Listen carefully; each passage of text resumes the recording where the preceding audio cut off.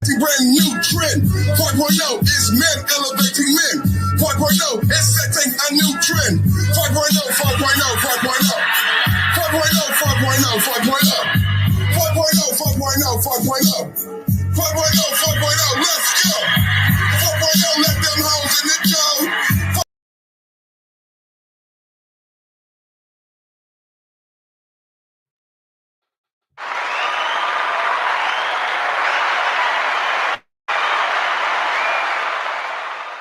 One more time, one more time.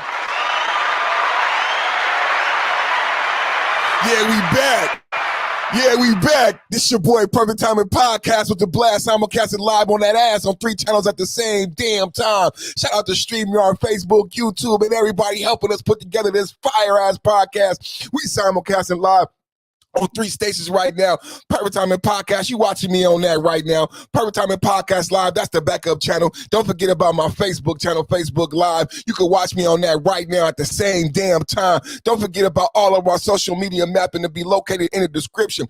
Perfect_timing_podcast at Instagram. Perfect Timing Podcast on TikTok. And don't forget Patrick Potter at Facebook. Well, why is it Patrick Potter on Facebook, Perfect? Don't ask me why, because I do fly shit. Nothing but fly shit. Stupid dope moves all the time. My name is Perfect, man. Thank y'all for joining us. Y'all know what this is. Y'all see the thumbnail. It's the update, up late, up takes, the perfect perspective, the perfect man show with the perfect man and everybody in the building, man. Salute to the whole team. 5.0, cool table, habitual line steppers. Yay, yay. We in this building, man. We in this piece. This is All You Do Is Win Wednesdays. It's also a different vehicle that we use at times called Women Wednesdays. So it's fitting that today is a Wednesday as we discuss the Breonna Taylor update. Officers finally charged. Y'all see that beautiful thumbnail right now. My name is Perfect Timing Podcast with the blast. We in this bitch, man. We on your ass right now, man. We back in this piece, man. Let me get my microphone set up just a skew properly just for you, everybody. So how's everybody doing, man? We doing good, man. I'm doing good too, man. You know what I'm saying? So I was just bringing up a little jingle jangle, man. I was just bringing up a little jingle jangle, man. You know, a little jingle jangle, man. I'm gonna bring up a little jingle jangle, man, so we can get this going, bro. Let's get this going, bro. I gotta the vibe today. Make sure you vote as you come in, hit the like, share, and subscribe. I got a poll up, you know what I'm saying? So the vibe today, you know what I'm saying, is Meal's rear view mirror, right? And I was looking for something, and I played this song before. I like this song, you know what I'm saying? And I was looking for something, you know what I mean, that would speak to today's topic, right? And you know, sometimes it's like some occasions it's not really a song, but then, you know, I went live a few minutes late, you know what I'm saying? It's not like Negroes is on time and shit like that, but it's all about algorithm and how they push out the sound, you know what I'm saying? So we gonna push it out. We gotta push it out, you know what I'm saying? Push, push, push, push. Shout out to Bill Cosby, man. Shout out to Bill Cosby, man. You know what I mean, man? That's a good bro. I was thinking about him on my walk and my meditation today about some of my exposés, man, and how introspective some of my exposés have been. You know, for the Black manosphere, I take a lot of credit for us talking intelligently about Bill Cosby. I was one of the first people on Art Nustall's panel, and Art Nustall is an educator himself, which is very odd, in the PhD, right? Supposedly, right? But I was the one who educated those brothers and a lot of Black men in the Black manosphere on the fact that Bill Cosby is an actual real PhD, because a lot of people only understood that Bill Cosby was given a PhD, but they didn't know that Bill Cosby actually had earned a PhD and that he used Fat Albert and those characters in his dissertation. The thing about it is my father raised me to be an intellectual. My father was an intellectual, which is why I had intimate knowledge of Bill Cosby. So one of the things I'll share with you as we get started when we're going to play our little intro is that Bill Cosby's PhD, and this is ironic that because this was a discussion with the educator, Bill Cosby's PhD is in education. I knew that because my father was a fan of Bill Cosby, and my father knew that Bill Cosby actually had a doctorate degree. because he didn't allow us to watch television, but we could watch the Cosby Show. That was true for a lot of children of the 80s, right? We couldn't watch television, but we could watch the Cosby Show, and it was because of his intimate knowledge of Dr. Cosby, of his PhD, of his dissertation, and the fact that his PhD was in education, which is why his comedy was structured the way his comedy was structured. A lot of people will present to you a picture of Bill Cosby, but they won't present to you the whole picture. And it's because a lot of black men were ignorant of these facts, right? So they present to you the pound cake speech, right? They present to you Bill Cosby said this, and Bill Cosby would coach his comedy like this. And they say Eddie Murphy doesn't like Bill Cosby. Richard Pryor doesn't like Bill Cosby. They made it easy to turn him in the garbage and throw him away at 80 years old and blind, crippled, and crazy and put him in prison because Eddie Murphy didn't like him. Richard Pryor didn't like him. So it made it okay for black men and black people to not like him, right?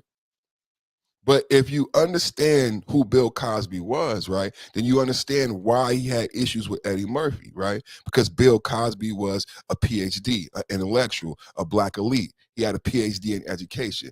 So his issues with Eddie Murphy and Richard Pryor was much deeper than those of what was presented to you, right? So a lot of us truly don't know and understand why. They never gave you the background, right? They never unpacked it for you. They just said like when I did my Bill Cosby expose, and this is relevant to today. When I did my Bill Cosby expose, that's still up one of my highest rated videos. I forget where I was going with that. Let's go to the intro.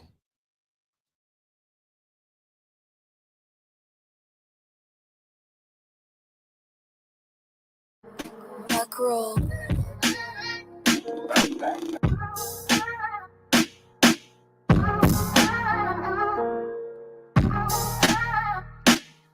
think like this rap shit lit. I got homies in the feds, I got homies doing life. I got people trying to take mine. Look, picture me rolling in the 8 series. They wanna see me take an L, I keep a K near me.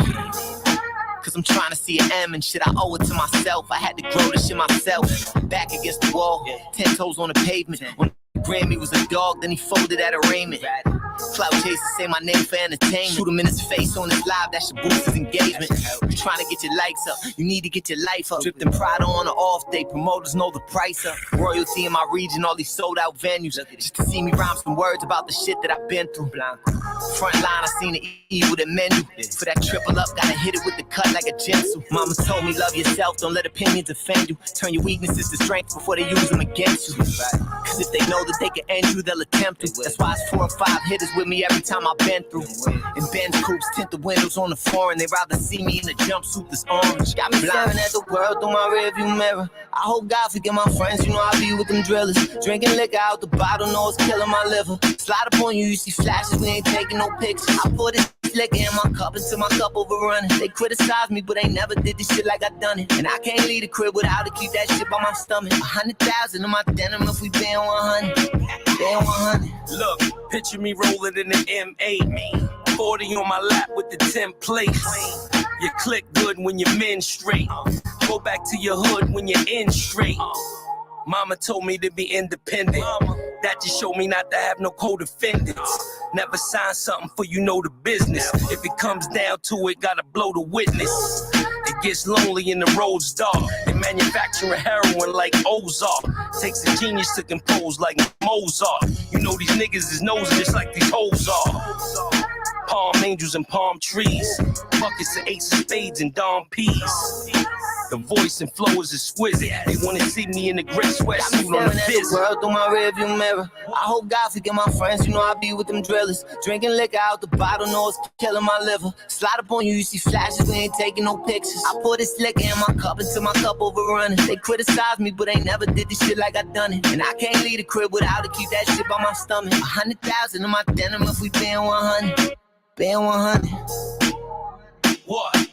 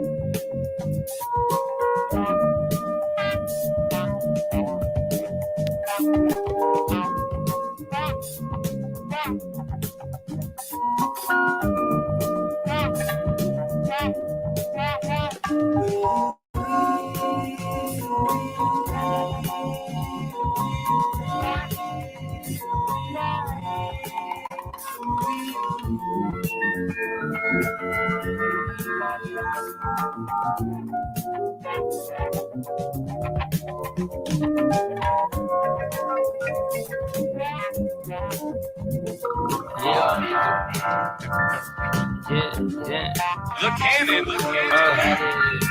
Bitches know the planes got it.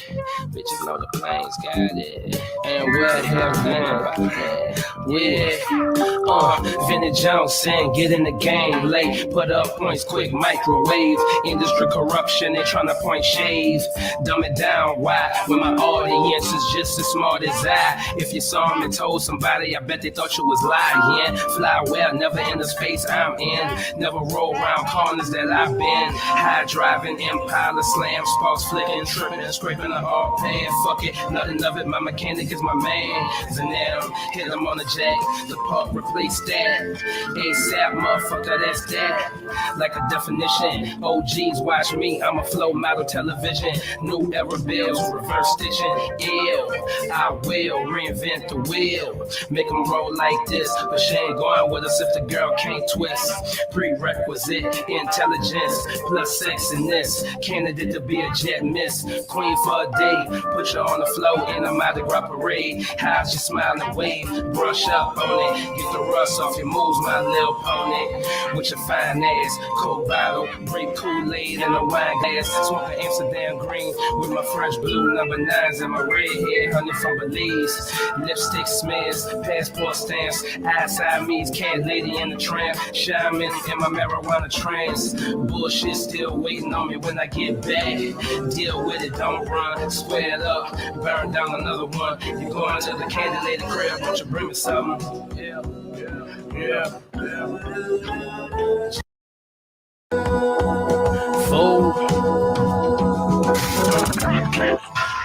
Mr. Money Machine.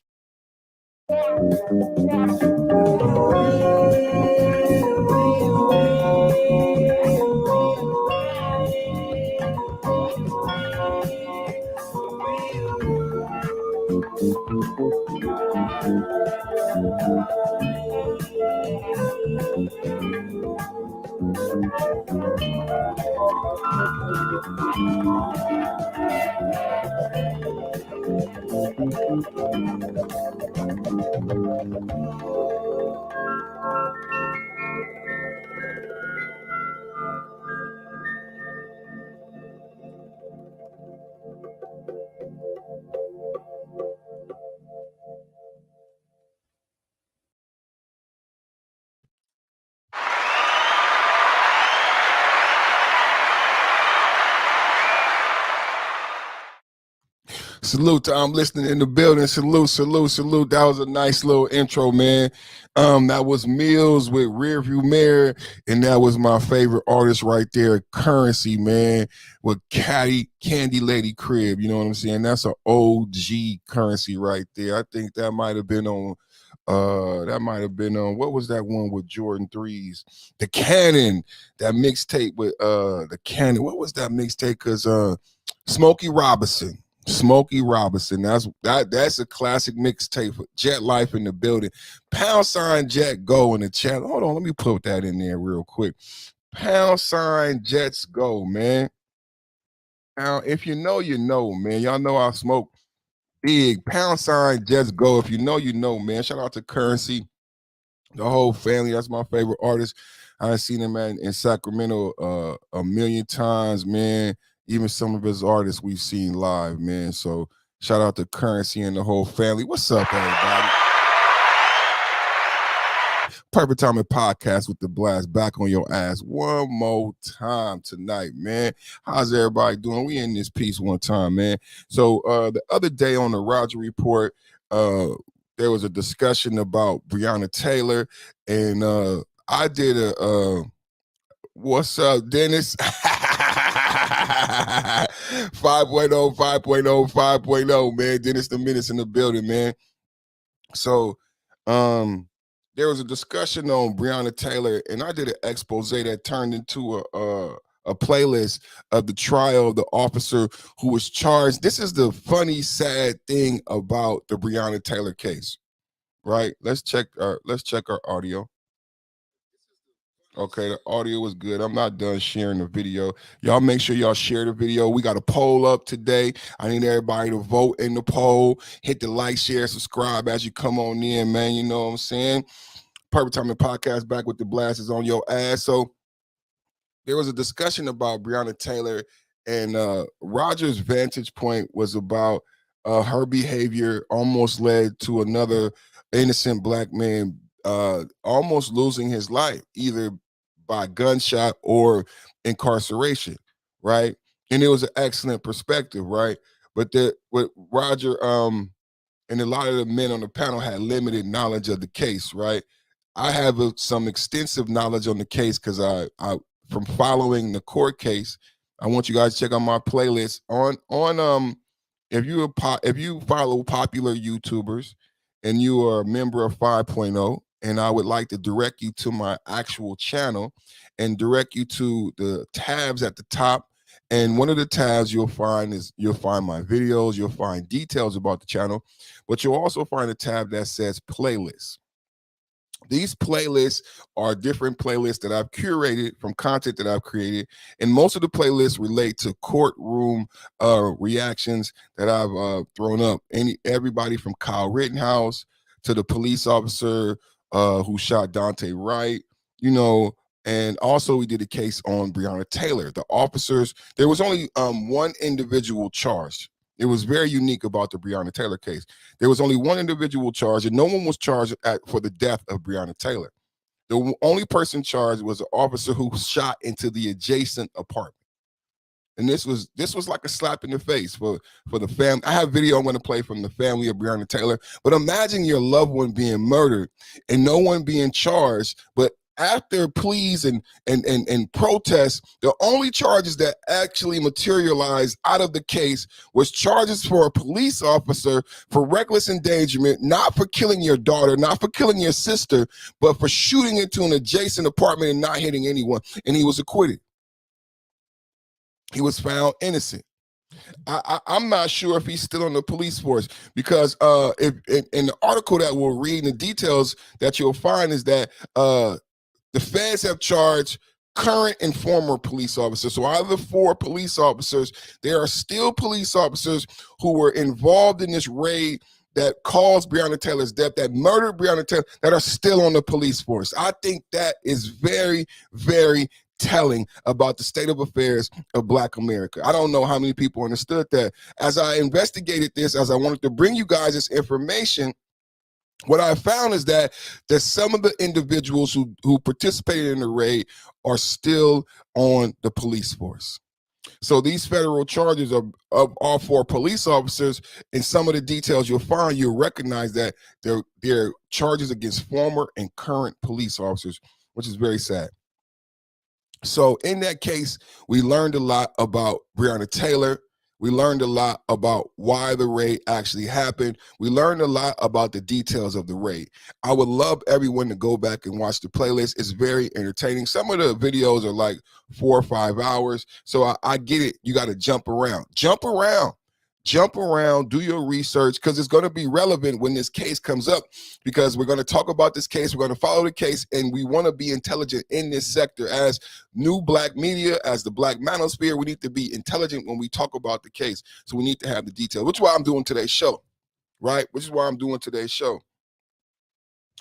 So what's currently occurring is that the feds have come in and charged the officers who were responsible for the murder. Now, one of the things that you'll find when you watch my playlist is I was extremely passionate about what I talked about on Roger Report panel about the no-knock warrant, about the necessity of a no-knock warrant and why the no-knock warrant was not actually warranted for this case. So the first video I'm going to play is going to be from Merrick Garland. He's the top cop of the entire country, and his assistant is a black woman, and she's going to detail why they got the charges.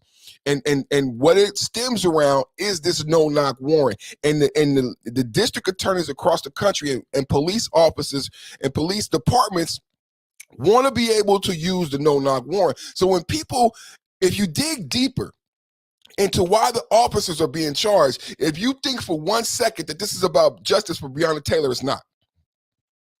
It's not about justice for Breonna Taylor. It's about protecting the no-knock warrant. And when you hear the details of why they're being charged, then you can understand my argument. And remember what I told you the other day on the Roger Report panel, that what culminated after BLM protests about the George Floyd's murder, Breonna Taylor's murder, Tamir Rice, rest in peace, Tamir Rice, God bless you and your mom, all of the young children murdered by police. What was the culmination of that was a police reform bill championed by Tim Scott and Cory Booker.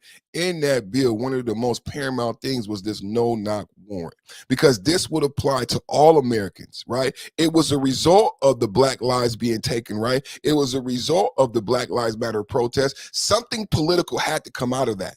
I don't know if you guys understand the way things work. I know a lot of people have an issue with Black Lives Matter. I'm not a fan of Black Lives Matter.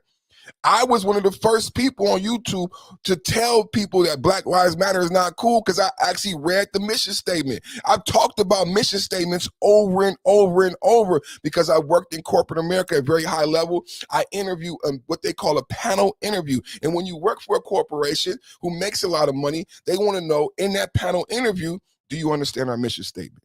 So when Black Lives Matter website came out, I read the mission statement. So I understood from the gate. And I would get in arguments in barbershops. This actually led to my first YouTube show, which is called The Male Progressive. But I also understand politics. So Cory Booker is not Black Lives Matter. Do you see Cory Booker talking about black? Tim Scott is a conservative Republican. He's not Black Lives Matter, but he understands momentum, right? He understands waves of politics, right? He understands you had Occupy. Remember, right before Obama, you had Occupy when they were downtown Wall Street, when they realized that the white people had the game rigged. Y'all don't even remember Occupy. What happened to that generation? Now we back wearing Versace, we wearing designer clothes. What happened to Occupy? Right? But anyway, Tim Scott and Cory Booker understood momentum, politics, and energy. So they understood as black senators, right, as black men, even if they don't agree with Black Lives Matter, even if they don't agree with police reform, they understand their blackness, and they understand that they use their blackness politically, right? So they had to create a bill. That's why Cory Booker and Kamala Harris did the lynching bill.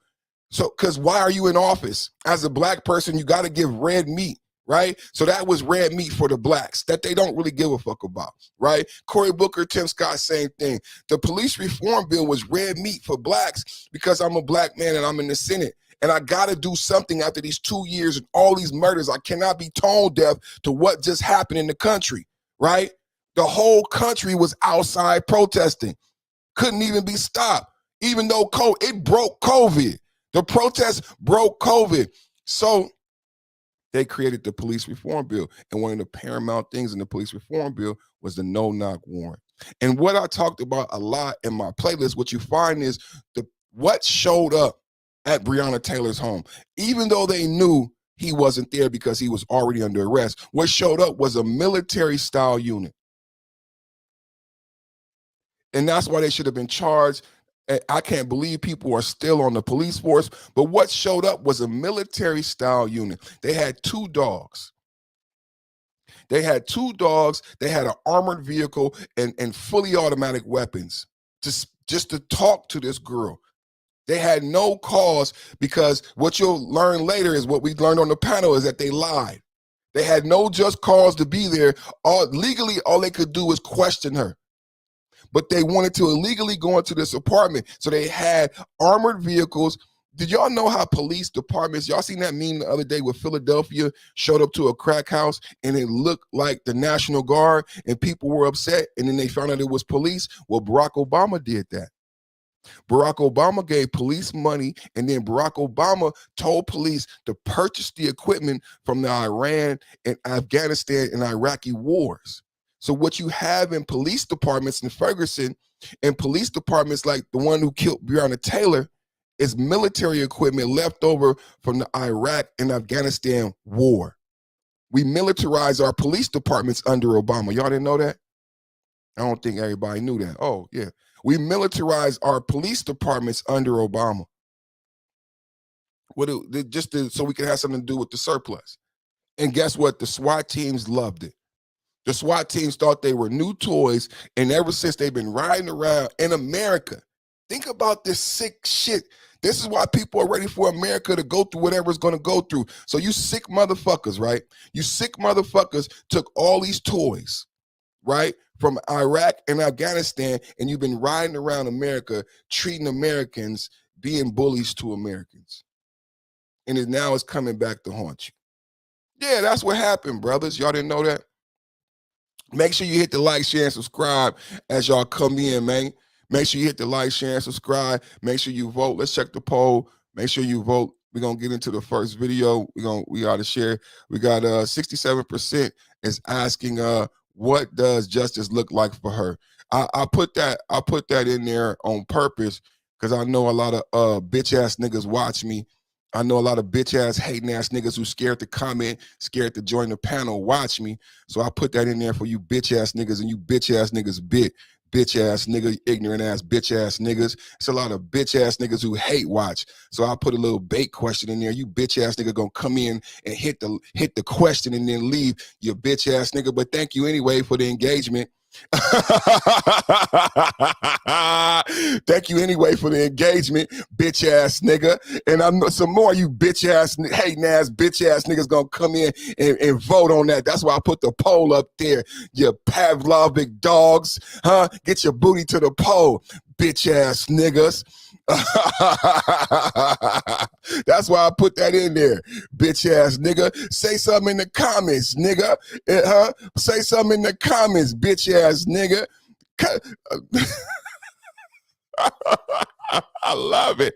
I love it. Thank you for the engagement. Thank you for the engagement. You feel what I'm saying? Bitch ass motherfucker. And if you a Peckerwood, bitch ass Peckerwood, because I know a lot of you racists come over here from Reddit just to fuck with a nigga. So thank you for the engagement, racist. You racist piece of shit. You know what I'm saying? You see Breonna Taylor. You see the police officer. So a lot of you racist, sensitive motherfuckers want to come over. Hey, but guess what? This is the thing about the Breonna Taylor case. A lot of the racist, sensitive, bitch-ass motherfuckers is black.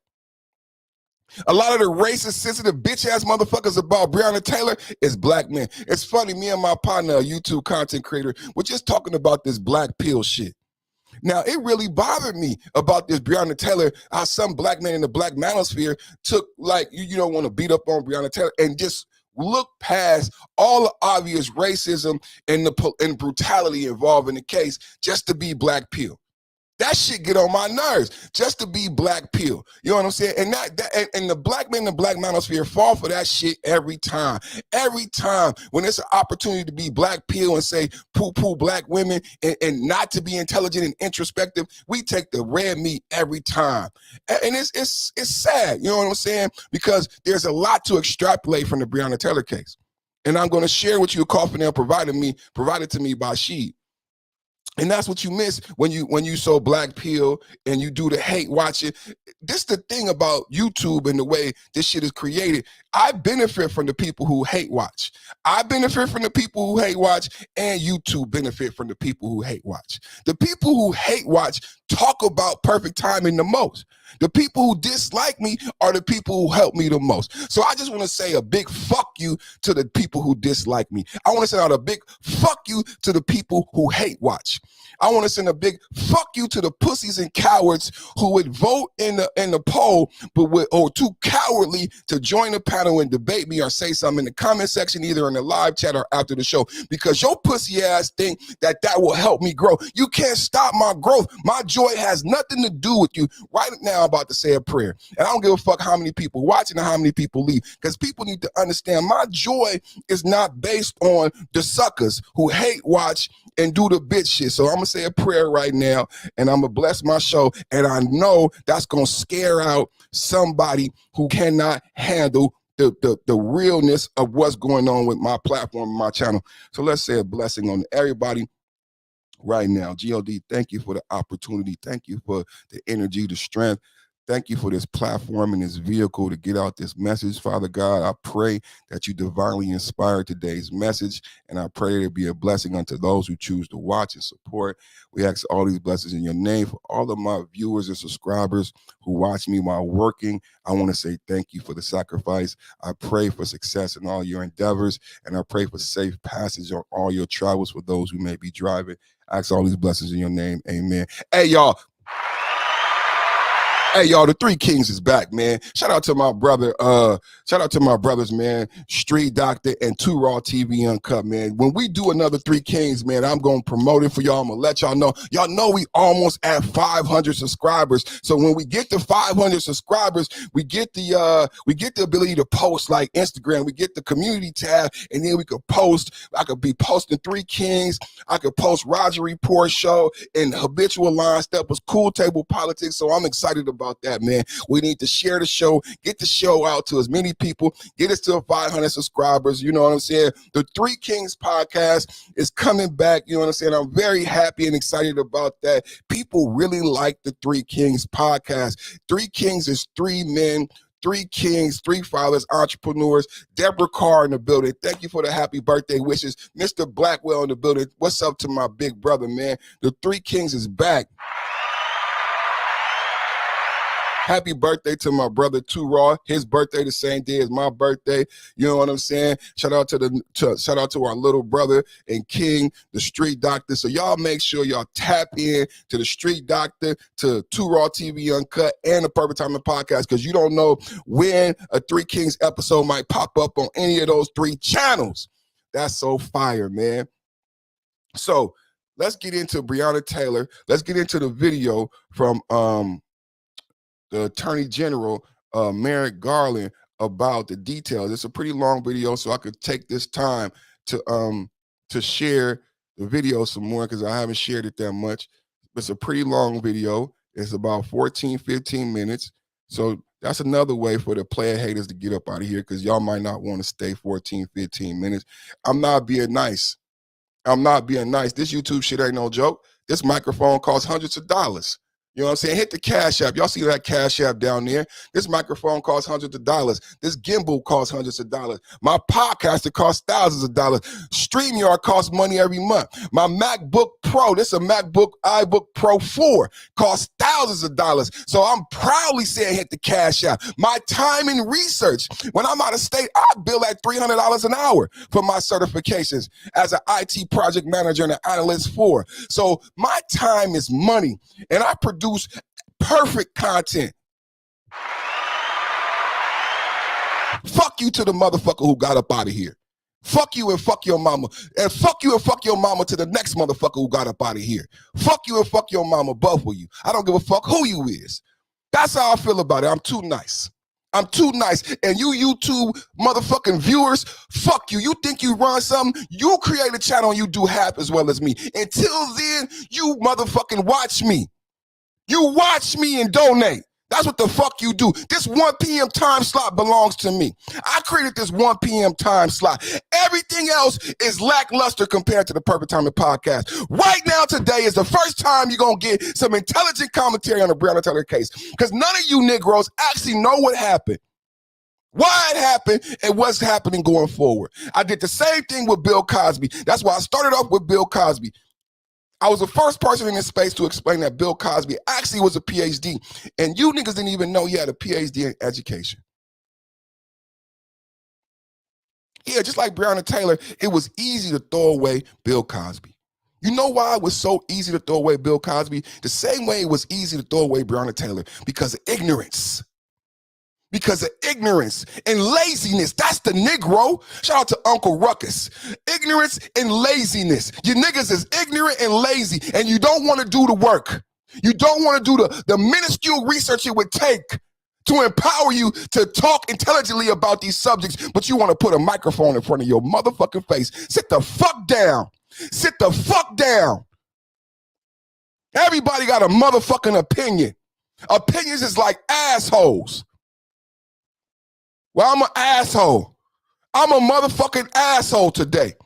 I am a mother because I'm tired of the laziness and I'm tired of the ignorance. I'm tired of the lack of engagement. So I just want to say fuck the hate watchers and fuck the haters, and I know you're going to watch me more, and I know you're going to talk about me more, and I'm going to tell you fuck you every time you show up. Fuck you to your face. And you've never told a man fuck you. You've never made a woman come. You talk that shit.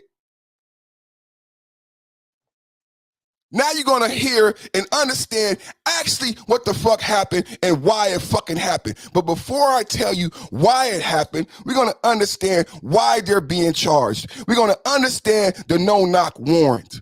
We want to understand that these charges were not to protect and redeem Breonna Taylor's legacy or her reputation. The only reason that the feds are coming in is the same reason that Bill Cosby is free. God dog it.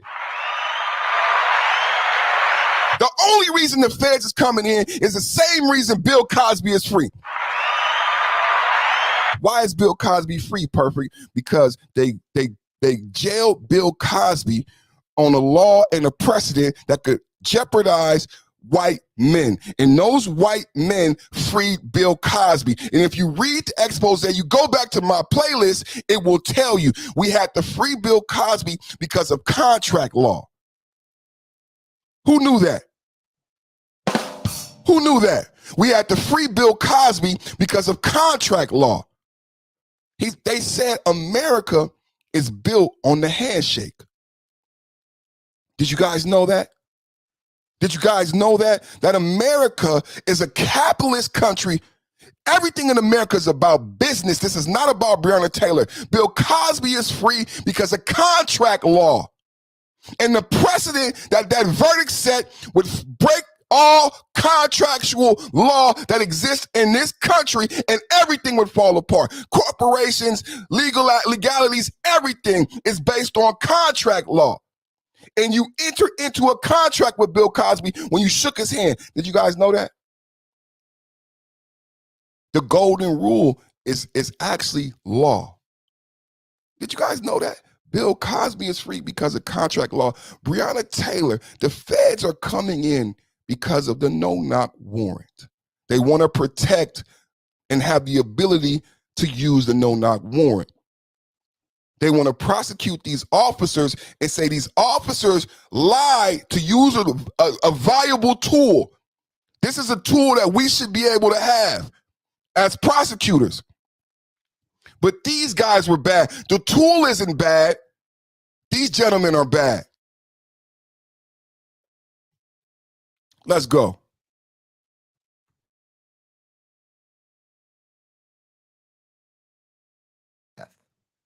Those alleged crimes include civil rights offenses, unlawful conspiracies, unconstitutional use of force, and obstruction offenses. The 4 defendants were charged through 2 separate indictments and 1 information. I'm going to begin today by discussing the civil rights offenses that stem from the falsification of a search warrant. We allege that these offenses resulted in Ms. Taylor's death. These charges focus on the conduct of the Louisville Metro Police Department's Place-Based Investigations Unit. In the first indictment filed today, we allege that in early 2020, that unit was investigating suspected drug trafficking in the west end of Louisville. On March 12, 2020, officers from that unit sought 5 search warrants they claimed were related to the suspected drug trafficking. 4 of those warrants targeted properties in the West End where that activity was allegedly occurring. A 5th search warrant was for Breonna Taylor's home, which was approximately 10 miles away from the West End. The federal charges announced today allege that members of the Place-Based Investigations Unit falsified the affidavit used to obtain the search warrant of Ms. Taylor's home, that this act violated federal civil rights laws, and that those violations resulted in Ms. Taylor's death. Specifically, we allege that Ms. Taylor's Fourth Amendment rights were violated when defendants Joshua Janes, Kyle Meany, and Kelly Goodlatte sought a warrant to search Ms. Taylor's home knowing that the officers lacked probable cause for the search. We allege that the defendants knew the affidavit in support of that warrant contained false and misleading information and that it omitted material information. Among other things, the affidavit falsely claimed that officers had verified that the target of the alleged drug trafficking operation had received packages at Ms. Taylor's address. In fact, defendants Janes and Goodlatte knew that was not true.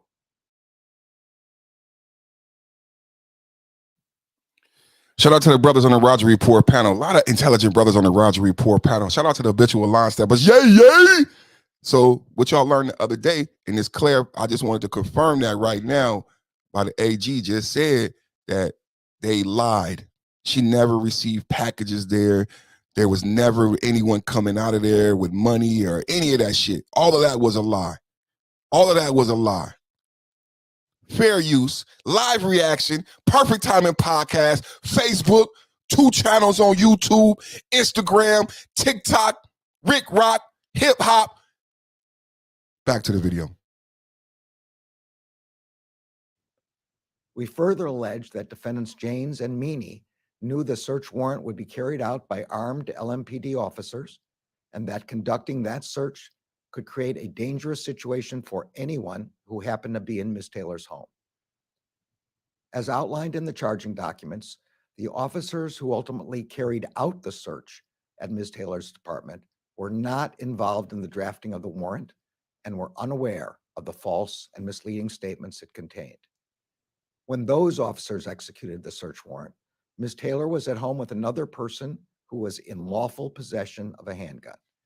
When officers broke down the door to Ms. Taylor's apartment, that person, believing that intruders were breaking in, immediately fired 1 shot, hitting the first officer at the door. 2 officers immediately fired a total of 22 shots into the apartment. One of those shots hit Ms. Taylor in the chest and killed her. We allege that the defendants knew their actions in falsifying the affidavit could create a dangerous situation, and we allege these unlawful acts resulted in Ms. Taylor's death. The charges announced today also allege that the officers responsible for falsifying the affidavit that led to the search took steps to cover up their unlawful conduct after Ms. Taylor was killed. We allege that defendants Janes and Goodlatte conspired to knowingly falsify an investigative document that was created after Ms. Taylor's death. We also allege that they conspired to mislead. That's a bombshell. That's a bombshell right there. What do I got for bombshells?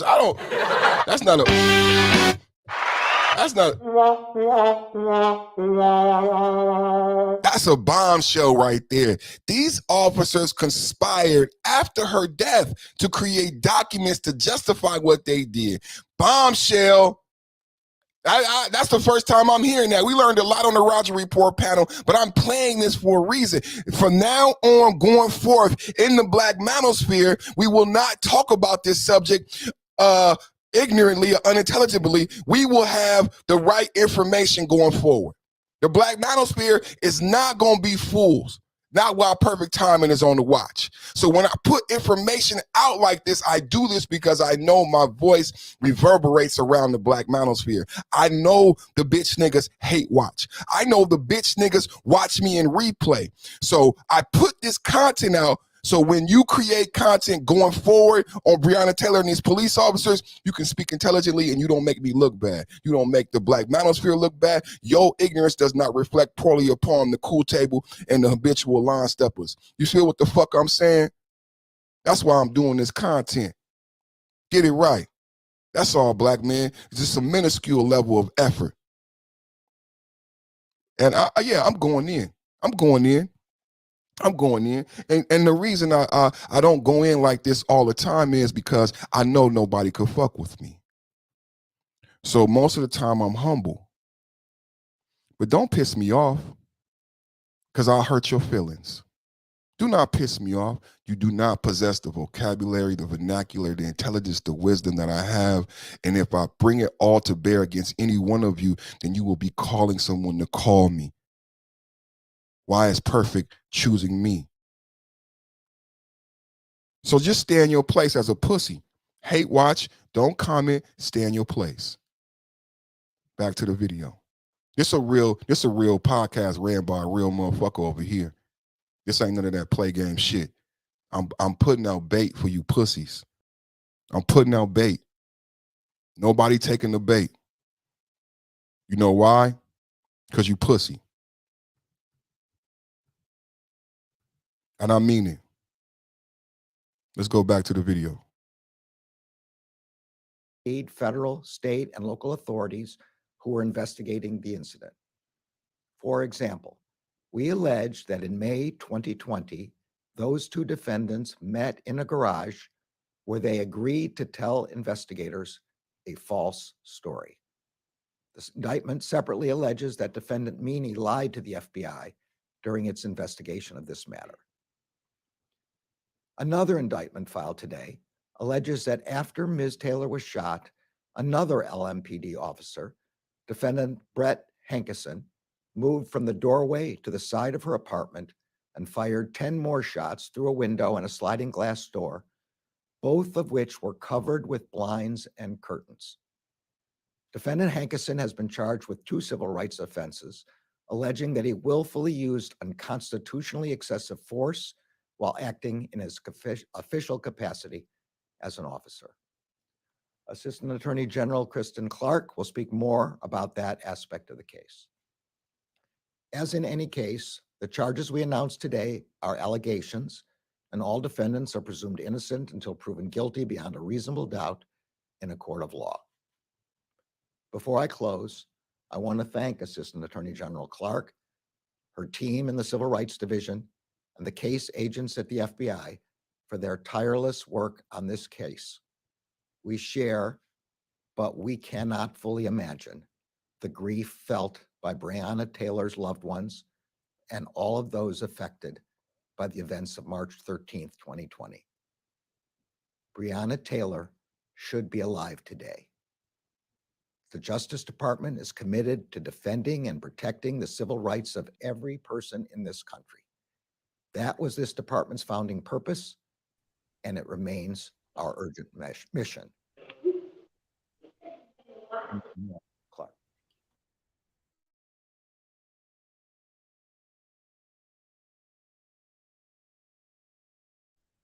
You muted.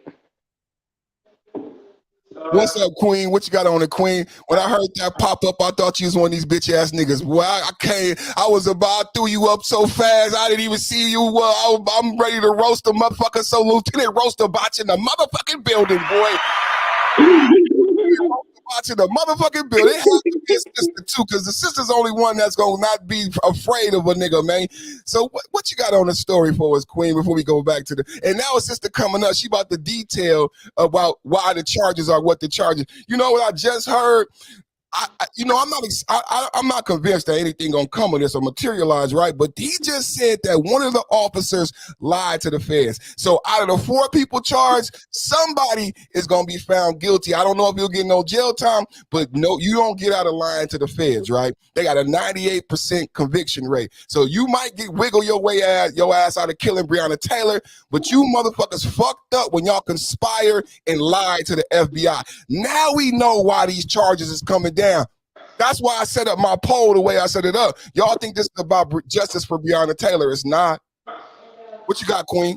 I was wondering why they were being prosecuted. Because I was like, with all this evidence, what are we sitting up here fighting against? Because, black folk got a bad habit of fighting against the police because some police do bad shit. And so I'm like, if she a criminal and they doing criminal shit, then what's going on? So I'm glad you're doing this because I haven't had time to go and research and see what was going on. And so I feel like this is a good thing. One thing he said was they made one shot to the door and 22 came back. That just reminds me of that young man that just lost his life in, I think, Ohio. Mm-hmm. I don't know if you saw that, and I'm not recommending you go watch none of this. But when they shot him up. It looked like something that happens in a mob movie. Y'all the police. Why y'all shooting up people like that? That's not okay. So if part of them being prosecuted is gonna stop that type of behavior, because as a professional, you shouldn't be doing it. If you don't see a threat, then you shouldn't be firing your weapon.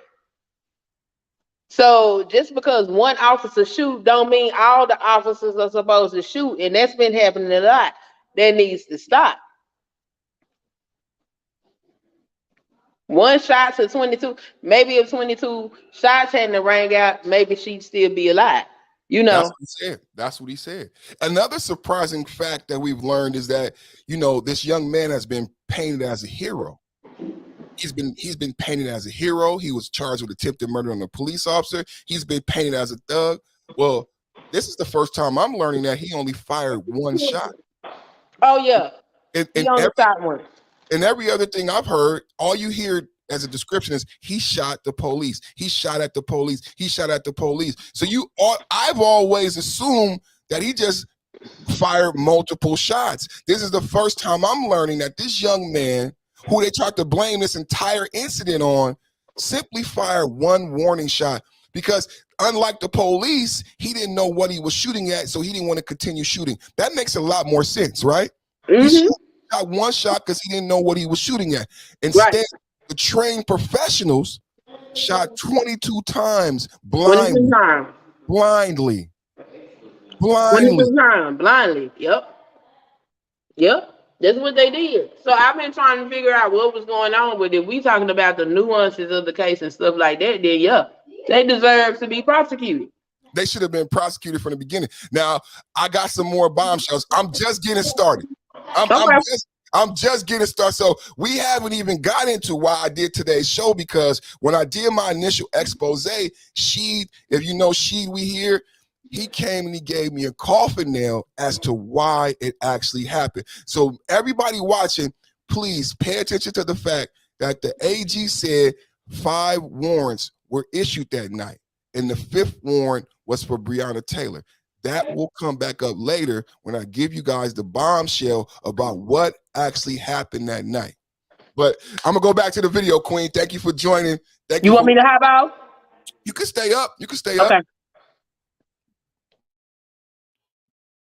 It's a perfect time to party. Just put yourself on mute. You already on mute. She know what to do. Let's go, party people.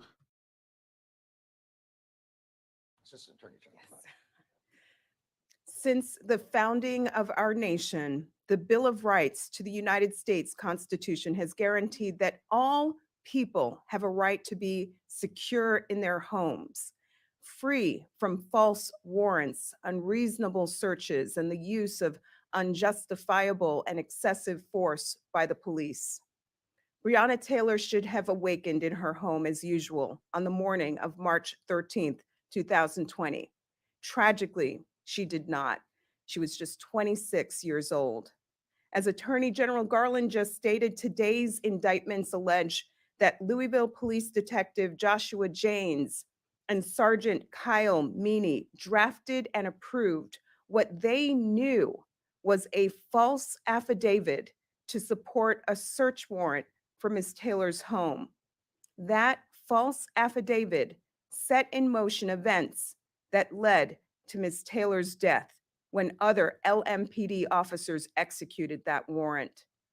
The Fourth Amendment of the Constitution ensures that people are subject to searches only when there is probable cause supporting a search warrant. Falsified warrants create unnecessary hazards for the public and for the police, who rely on facts that fellow officers report in carrying out their public duties. The indictment alleges that by preparing a false affidavit to secure a search warrant for Breonna Taylor's homes, defendants Janes and Meany willfully deprived Breonna Taylor of her constitutional right to be free from unreasonable searches and seizures. And we allege that Ms. Taylor's death resulted from that violation. In a separate indictment, the grand jury charges former LMPD detective Brett Hankison with using unconstitutionally excessive force during the raid on Ms. Taylor's home. Without a lawful objective justifying the use of deadly force, defendant Hankison traveled away from Ms. Taylor's doorway to the side of the building and fired 10 shots into Breonna Taylor's apartment through a bedroom window and a sliding glass door that were both covered with blinds and curtains. Community safety dictates that police officers use their weapons only when necessary to defend their own lives or the lives of others, and even then, that they must do so with great care and caution. Today's indictment alleges that Hankison's use of excessive force violated the rights of Breonna Taylor and her guest, and also of her neighbors whose lives were endangered by bullets that penetrated into their apartment. Attorney General Garland often underscores that at the Justice Department, we are to follow the facts and the law. And today, after a full and comprehensive investigation, the facts and law have brought us here to these indictments. I want to commend our team who spent hundreds of hours gathering facts regarding this tragedy. No stone was left unturned. These indictments reflect the department's commitment to preserving the integrity of the criminal justice system and to protecting the constitutional rights of every American. Independent from these criminal charges, a separate team from the Justice Department Civil Rights Division is conducting a civil investigation into whether the Louisville Metro Police Department is engaging in a pattern or practice of law enforcement misconduct. We're looking at whether the LMPD uses excessive force, improper searches, or racially discriminatory policing. That ongoing investigation is separate from today's charges. In closing, I extend condolences to Breonna Taylor's family and loved ones. Today, we acknowledge the loss of her life. We recognize her dignity and recommit ourselves to the pursuit of justice.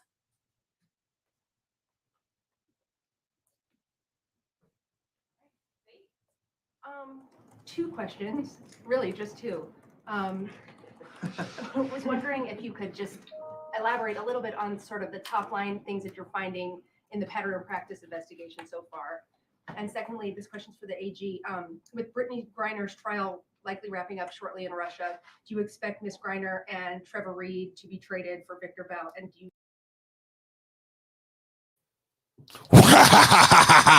Wow, really? So they went straight. This is the concern. I told you this is not about Breonna Taylor. The questions went right to Brittany Griner, right? Breonna Taylor doesn't fit the bill. That's why the charges was never filed. If Breonna Taylor was from the Lucky Charms community, and she was part of intersectionality, or if that was a non-melanated man in her bed, then maybe the question would have been related to Breonna Taylor. But the question wasn't related to Breonna Taylor. Wow. Everything that was said, the horrendous actions taken by this police officer, and she wants to know about Brittany Griner. You could ask him that question anytime. That's the value that black women have. Black women die the most in pregnancy. It's so easy to throw us away. This is the one thing about the black manosphere and black pill. I have my issues with black women, right? But I want black women to fix their issues because I have black children that's supposed to be their fucking mama. The black pill throwaway shit, man, just get on my fucking nerves, blood. Just like my brother Ragnarok. So Ragnarok, have you changed your opinion? Just like my sister Queen, Ragnarok, have you changed your opinion after learning the actual truth?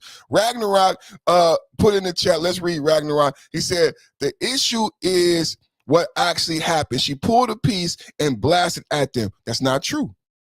See, a lot of people don't know. Just the minuscule research could have helped with that, but a lot of people don't know. That's why I'm doing the show today. That's actually not true. That's not what happened, and we know the truth now. The body cam shows this. That's not true. Sadly, I'm not going to defend Bree. That's cool, bro, because you probably don't have the intelligence to do so right now. So that's my job as a professor and a teacher. That's why you're here in class, and thank you for coming, because now you know the truth. The truth is there was one gunshot fired. It doesn't matter if Breonna shot it or the boyfriend shot it. There was one gunshot fired. And the gunshot was fired because they didn't know who was coming into the house and they couldn't see. So that doesn't justify them shooting back in the house. And that's just what the feds just said, that the police can only shoot when their life in danger. There's a reason why the political theater existed, to make you think that someone was shooting at the police. To be honest, one gunshot doesn't suffice. And that's what the judge and that's what their supervisor would have said. You have a bulletproof vest. You have been trained tactically. One gunshot is not enough. Your response was not warranted. And what detail really stood out to me that I haven't heard is that the person who killed Breonna Taylor purposely went to the side and shot through a sliding glass door because he knew he could kill and hurt somebody. He didn't just shoot through the door. So that will be pertinent in the prosecution. Why did you step to the side and shoot through that sliding glass door? One gunshot did not warrant that level of force, right? So we have this thing where we want to overprotect police officers until the rabbit got the gun. And what do I mean? Until the gun is pointed at you as a white man. And this is why the NRA and the white men who have done the research that I've done want these guys prosecuted, and they want to get rid of the no-knock warrant. Because when white men started to research what actually happened, and they started to research what a no-knock warrant is, and that the no-knock warrant doesn't say it's only applicable to niggas, oh, you could use a no-knock warrant on me, the white man, and I have a gun safe. How many black men do you know with a gun safe? I don't know any. I don't know any black men with the gun safe. But when I grew up in Arizona and when I went to Ohio and Kansas on trips, you know, my best friends, their fathers had a gun safe full of guns. And when their dad died, their grandfather had a gun safe full of guns. That safe came to their dad. So now his dad got like over 50 guns. This is typical for white men in the Midwest. This is not like a lot of guns. Somebody white watching me right now say, oh, that ain't shit. That ain't shit. I inherited all of my father's guns, plus my guns. My dad was in the military. I was in the military. My dad was a cop. I'm a cop. You have no idea the amount of weaponry these people have. So he stood to the side and shot in through a glass window, not through a door, not through wood, because he knew his bullets would go through glass and hit somebody. They conspired. And they lied to the feds. So, where we at? We over an hour. I wasn't going to do a long show. I've been really on 10 today. So, I want to give y'all my coffin nail. What you got? You got any commentary to add, Queen? I'm glad you did this because I didn't know. So I got a question. Did she commit any illegal activity or not? None. So why did they target her house? What's been said is there's an ex-boyfriend. And if you notice, that never came up in what the attorney general and the Fed said. But yeah, because he already in jail being prosecuted. Right. So allegedly there was an ex-boyfriend that they was going to link to Breonna Taylor. But what this in my coffin nail, because I wondered the same thing. What's up to my brother Radiology XM? Much blessings. Thank you, brother. Y'all make sure y'all subscribe to Radiology XM. That's my good brother right there. YouTube content creator, very intelligent, introspective. What you'll find in the coffin nail is why it happened, right? And a lot of people haven't gone deep enough to know why it happened. So I'm gonna bring up this coffin nail is actually it's my video, and it's a video that she shared with me. But in the video, it'll give us some insight into why what happened. But as far as I can tell, Queen, she did nothing illegal. Wow. Now I did. got to go back with the egg on my face. Because I was like, I'm not rallying around that. Not if she was the queen pin, but she wasn't no queen pin. Well, I- this is how I'll put it like this: nothing that the police could prove on record. Now, whether or not she was doing that, I don't know. You know what I'm saying? Because people said her father was this and that. But as far as the police having probable cause and something they could prove or something intangible written down or something on video or anything, no, they didn't have any of that on her. So they did not, they didn't have no years investigation of worth of work. No, they lied about it. Wow. They fabricated a lot of shit. They lied to get the known, because this warrant was a special warrant. Military style police. This is the charge. She said the style of warrant that they got, they knew that somebody possibly could be killed, because what they didn't say on purpose is the no-knock warrant in that video. So what happened was a military force showed up to Breonna Taylor's house because of the no-knock warrant and because of the lies they told, right? They lied. And so a military vehicle with military style police showed up with 2 dogs to raid her home based on lies. Yeah, but even if that was the case, with them being military style, they should have known not to be shooting their weapons off like that. So even if they did lie, them people still out of line for the way they carried themselves. Correct. And like I said before, we don't know what's going to happen. I don't have my hopes up about those charges. But one thing I heard that these guys are in trouble because the feds don't charge you unless they got you, right? Right. The feds got a 98% conviction rate, and if the AG is up there, he know he's not going to lose. So there's certain things that he know that you're going to have to plea bargain on. You lied to the FBI. That's like 2 to 7 years, right? Yeah. Off the top, whether you win the Breonna Taylor fight or not, you guys lied to the feds. You're going to jail, period. Mm-hmm. You lied to an FBI investigator. And not only did you lie, but you guys met and conspired after her death in a garage, and you falsified documents to an FBI investigator. They're going to jail they're guilty for that. They're going to plea bargain on that. They're not even going to fight that. They're going to fight because that means somebody told, right? This part, that means one of the police officers that you conspired with flipped. They told the feds what happened. No, me and John met in the basement and we conspired about this search warrant and we lied.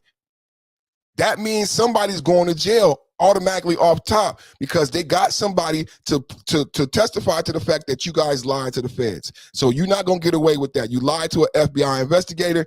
That's it. That's a conviction right there. You filed this document that was false. That's conviction right there. Now, all of the other stuff is moot.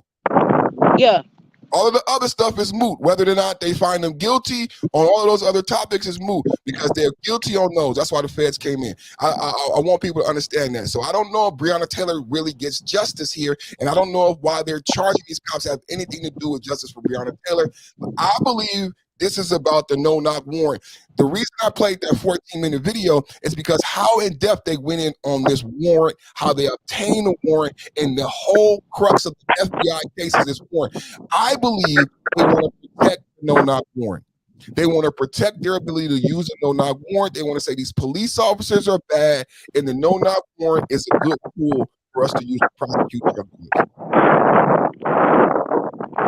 Yeah, we're getting that air out there. You walking. Oh, I'm sorry. It's all good.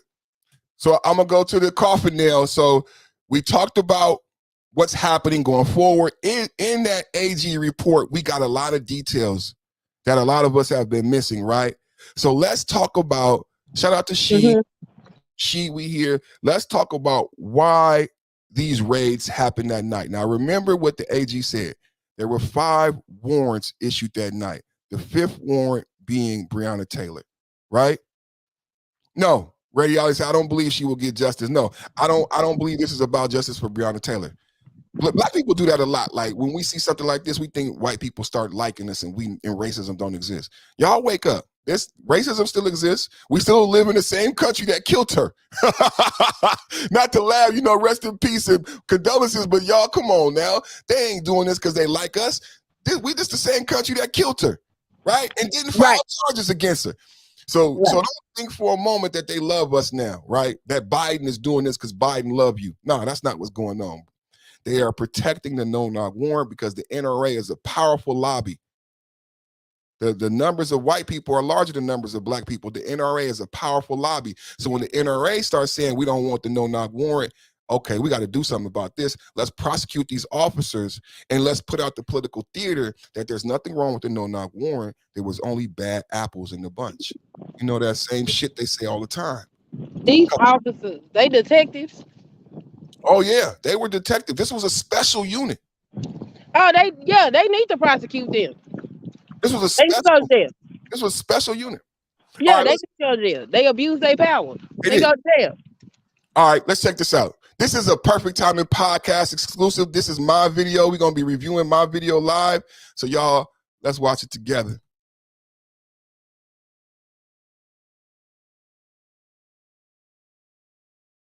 We can't have officers doing their job if this occurs. But go ahead. So this next video is the video of we investigate Breonna Taylor's lawyers.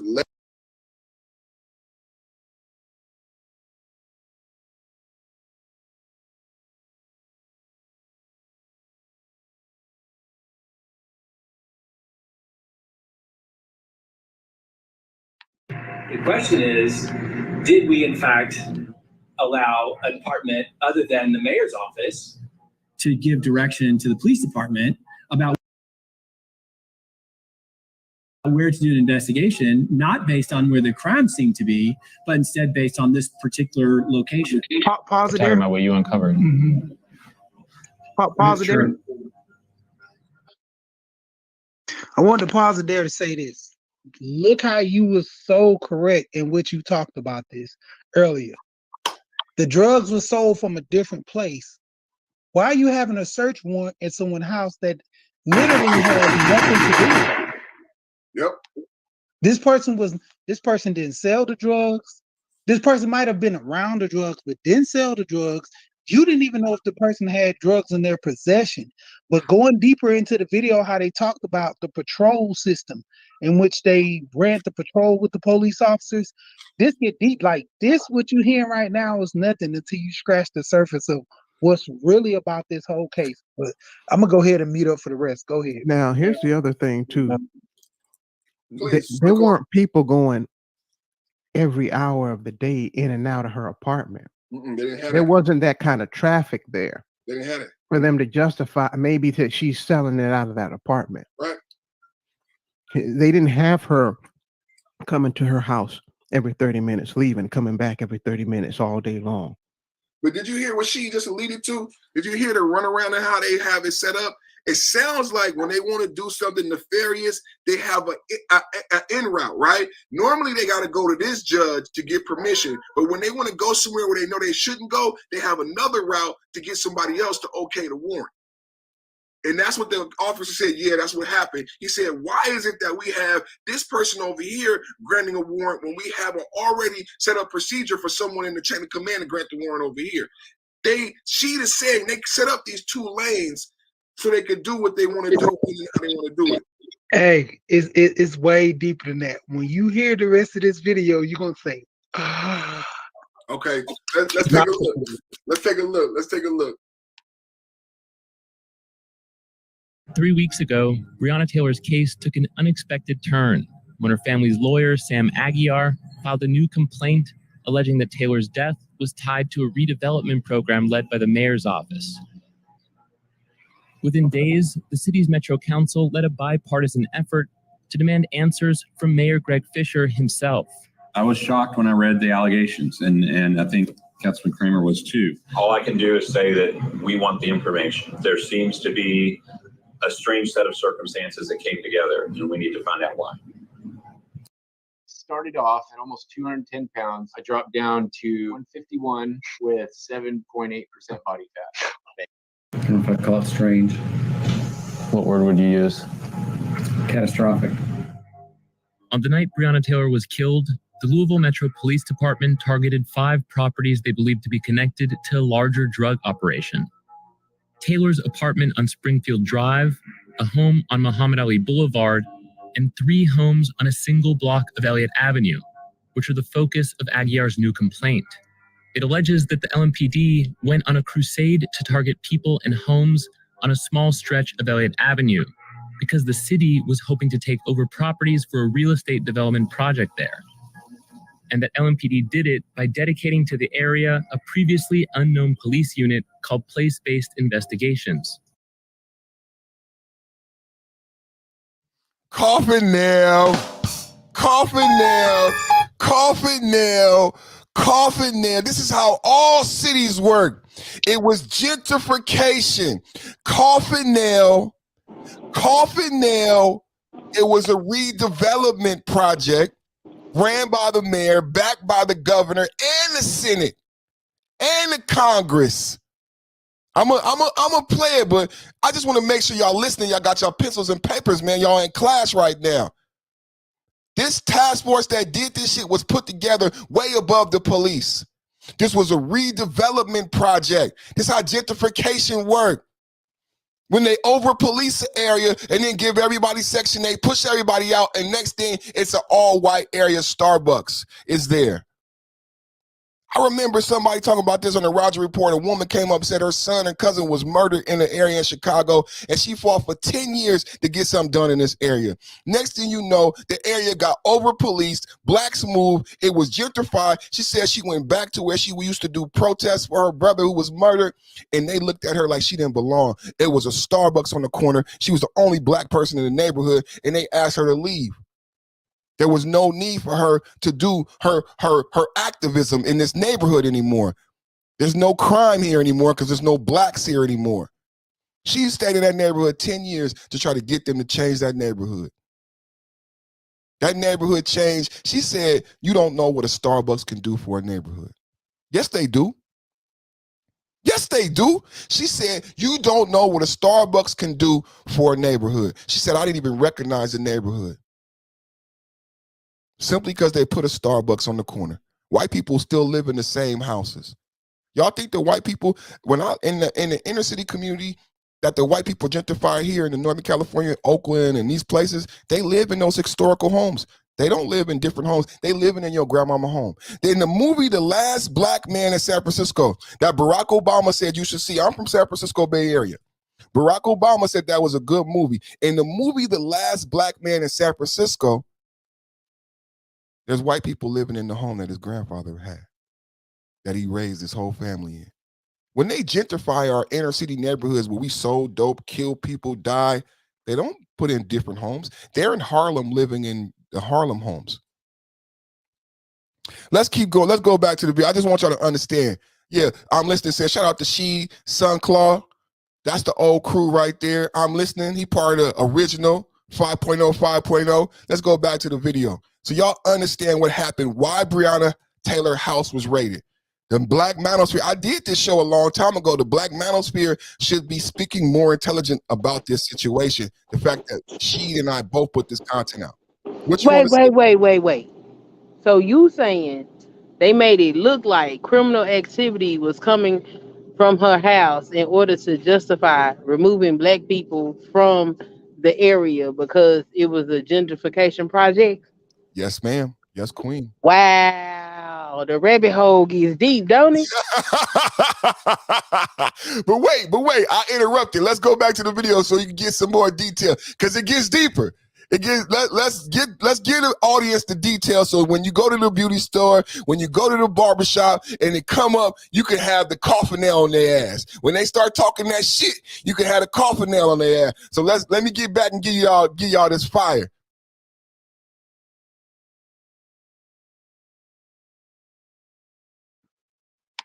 Shit, bro. Thank you so much.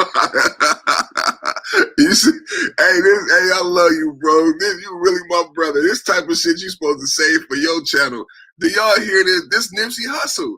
So if anybody suspected what happened to Nipsey Hussle was like people couldn't believe that happened that way and that the city would be involved, Nipsey Hussle said he had powerful enemies. It was always the police. The police tried to murder him the day before at that video shoot. They wanted that land. People speculated that always. And it was a movie that came out after Nipsey Hussle got murdered with Morgan Freeman. And it talked about black men wanting to own a bank. But they knew, and me and she talked about this before, but they knew that black men couldn't actually own the financial institution. So they set it up where they had some Caucasians be the front, but they actually owned the bank. So this is evidence to what's been happening in America. Look at everybody not liking the real deal. Because people, it's funny, like I have a lot of people who are not black that watch me, but when we talk about black issues, people get upset. And people, I think it makes a lot of the white people who watch me and non-blacks who watch me get frustrated at the realities of America. I'm not making this up. She's not making this up. This is not 1960. It's not a conspiracy. We're not speculating, right? So a lot of people suspected. The PBI unit, they're the ones that get the occupants of this Elliott house every single time. And if your job as a unit is to go to the heaviest, most saturated criminal syndicate neighborhoods in Louisville, that does not encompass Elliott Avenue. Let's put two and two together. Houses are being torn down. There's a city plan clearly to rebuild. And you've got one little trap house that you decide needs to go. PBI with 6 plainclothes officers and undercover vehicles driving up and down the road all day long. I mean, it was targeted harassing police. Getting to the point where you need to hit 5 houses with over 70 police officers in a single night, that's crazy. Let's see, just got a text message. Press conference at Elliott at 4:30 today. You saw that the mayor is going to do a counter press conference? It's everybody's first time talking. Thanks everybody for coming out here to Elliott Avenue.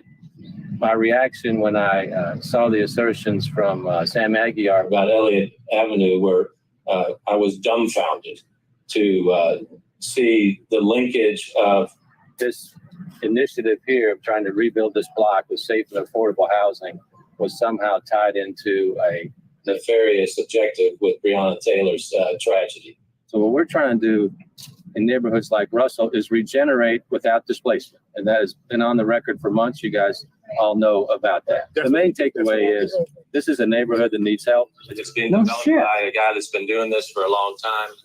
The plans to redevelop Elliott Avenue are part of a multi-million-dollar initiative called Vision Russell. It consists of multiple projects to reshape the predominantly Black West End, including demolishing the city's largest public housing complex, Beecher Terrace, and rebuilding it into mixed-income housing. Mayor Fisher maintains that the Elliott Avenue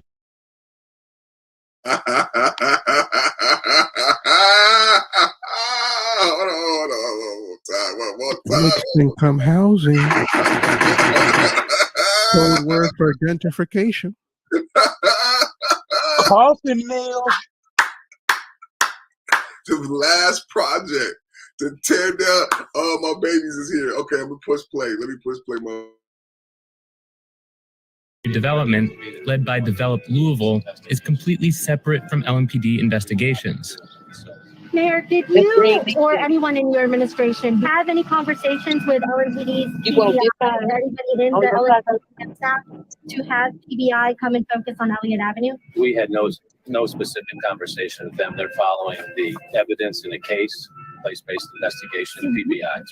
Mayor Fisher, do you? I mean, they don't argue that the process isn't great, but it's more specific to how the PBI has gone about, addressing this area. They're asking for documents explaining what the PBI has been looking at. And can you talk about just the process behind how they've been operating? Well, I'm surprised council doesn't know about that because they're briefed regularly on police activity. But any information that is not precluded, that we're not precluded from releasing because of the criminal investigation that the AG and the FBI are involved with, we absolutely will release all that information. Thanks everybody for coming out. LMPD says PBI focused on this street because of criminal activity, but it's unclear which metrics they used to choose Elliott Avenue over other crime-ridden blocks in the city. We reached out to the department, but haven't gotten a response. Meanwhile, public records show that since 2017, the city's land bank authority has acquired 22 properties here, or nearly 40% of the street. And it's in the process of foreclosing on 7 more. Many people who live in the West End do want investment in their neighborhoods. It's just that it rarely seems to benefit the community here in the way it's supposed to. So when you think about what we're trying to do here in the city and what we're trying to do to the country, there's really nothing more fundamental than people having a stable, affordable home. Big brother. Problem facing black people right now in Louisville is gentrification. And you know it's hard. KG is a grassroots organizer who's lived in Louisville for the past 15 years. You wanted to meet here on this block. Why? So this street used to be called Walnut Street. Historically, it was a place of Black Renaissance. After the Great Migration, all down Walnut Street, which is now named Muhammad Ali, there were single-owned houses, single-owned shops, and businesses owned by Black people. Are any of those buildings still standing? There's only one building still standing, and that's why we wanted to meet here. It's the River City Bank. At the time, it was the Mammoth Life Insurance. Every other building that was on this street has been torn down, and it was part of the urban renewal that happened in the 50s and 60s. Today in Louisville, a lot of the Black community lives on the West End. That's also the center of one of the biggest redevelopment plans, as the city calls it, Vision Russell. Absolutely. What do you think of Vision Russell?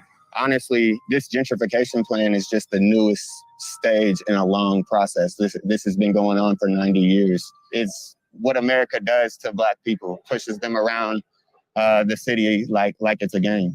The median income of the Russell neighborhood is $15,000. So when we're talking about market value, we're not talking about affordable housing for the people that live there now. Over 90% of that neighborhood is Black. Once you start raising rents, property values there, it will force the Black people out of that neighborhood. There's no question about it. Were you surprised when you saw the allegations by Breonna Taylor's family's lawyer about gentrification maybe having something to do with what happened to her? That didn't surprise me at all, for real. We know particularly when they're trying to push Black communities out of a place, over-policing and nuisance ordinances they step up and they ramp up those tactics. And we know that this is racial banishment, so there's nowhere to go but jail or the grave.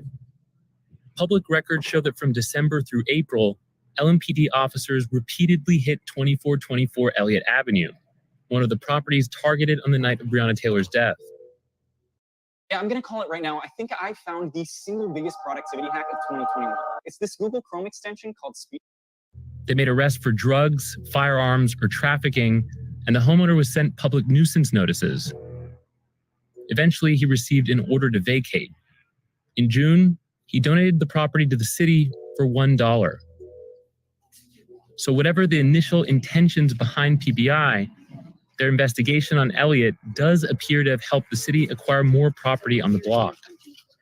What's the relationship between your office, the Elliott Avenue revitalization efforts, and the Louisville Metro Police Department? Their relationship with LMPD on that is such that if we are wanting a particular part of town to have better qualities for its neighbors, that's something that we're looking at from the Develop Louisville standpoint. LMPD then independently of Develop Louisville also has criminal investigations going on. In this particular case with Elliott Avenue, at 2424 Elliott Avenue, those two things happen to independently come together. Sam Aguiar, the lawyer for Breonna Taylor's family, shared this project overview from, at the bottom it says, as of November 2019. In the project overview, it says that the Office of Community Development, in partnership with the Louisville Metro Police Department, continue to explore crime reduction measures on Elliott Avenue with an emphasis on place-based crime prevention strategies. Why are the Office of Community Development and the Land Bank working with LMPD on crime reduction? They would only be working together in terms of here's an area where we have code violations, property that's not kept up, which oftentimes correlate with criminal activity here in Louisville and every city around the country. In July, when the mayor's office released an updated version of the project overview for Elliott Avenue, there was one big difference. The project overview section is almost entirely identical, save for that sentence, which is not there. Why was that changed or omitted? I can't remark on that. I'm not familiar with that. Mayor Fisher initially tried to distance his office from PBI, but he since had to walk that back. Emails shared by his office show a direct correspondence between PBI and his staff on the status of 2424 Elliott Avenue shortly after Taylor's death. On April 8th of this year, Detective Kelly Hannah Goodlet, who is part of PBI, sent an email which has CC'd Joshua Watkins, who I believe is an advisor who works within your office, updating about 2424 Elliott and a third strike and the possibility of expediting a fourth strike. Why would PBI then in that case be CCing someone from your office? Joshua works with PBI. And also with your office? He's a Metro employee. According to Joshua Watkins' LinkedIn, he's a special projects advisor in the mayor's office. He never responded to a request for comment. Vice News has filed multiple open records requests related to PBI, but the city has yet to provide any documents. Metro Council, which is led by President David James, launched an investigation into Mayor Fisher and his administration regarding Taylor's case. Hearings begin on August 3rd. What did you think of Sam Aguiar's amended lawsuit about the new accusations that recently came out? I didn't even know there was a place-based investigative unit. And so I learned a lot from reading that. Now, how much of that is accurate and true, I don't know. And that's why we're asking about having documents and having people come over and testify about what they knew, when they knew it, and how they knew it, and what exactly did or did not take place. Well, I was going to ask why you came forth to demand documents from the mayor's office, from the city about the new accusations, about the city coordinating with the LMPD to clear a street. The lack of transparency from the mayor's office as it relates to anything related to Breonna Taylor. It's very frustrating to us, and it's very frustrating to the citizens. And so this was just another thing that the mayor's office was not being transparent about, because we knew nothing about it. The relationship between PBI and the mayor's office still isn't clear, and the lack of transparency is only continuing to give life to Aguiar's allegations. Seems like each week there's something new that comes out in this case that's not released, so it just makes you wonder what is going to eventually get released. There's nothing wrong with cleaning up neighborhoods and getting rid of pockets of drugs and violent crime. But when the methods that are employed to make that happen are misrepresented or kept quiet from the public, that's where the problem is. So ultimately, is PBI the reason why Breonna Taylor is dead? Not by itself, absolutely not. There's so many things that went catastrophically wrong that were botched by these officers in the city and everyone involved. Any of them doesn't happen, and we're not sitting here right now. Breonna Taylor is literally working through the second wave of coronavirus right now, helping people like she always did.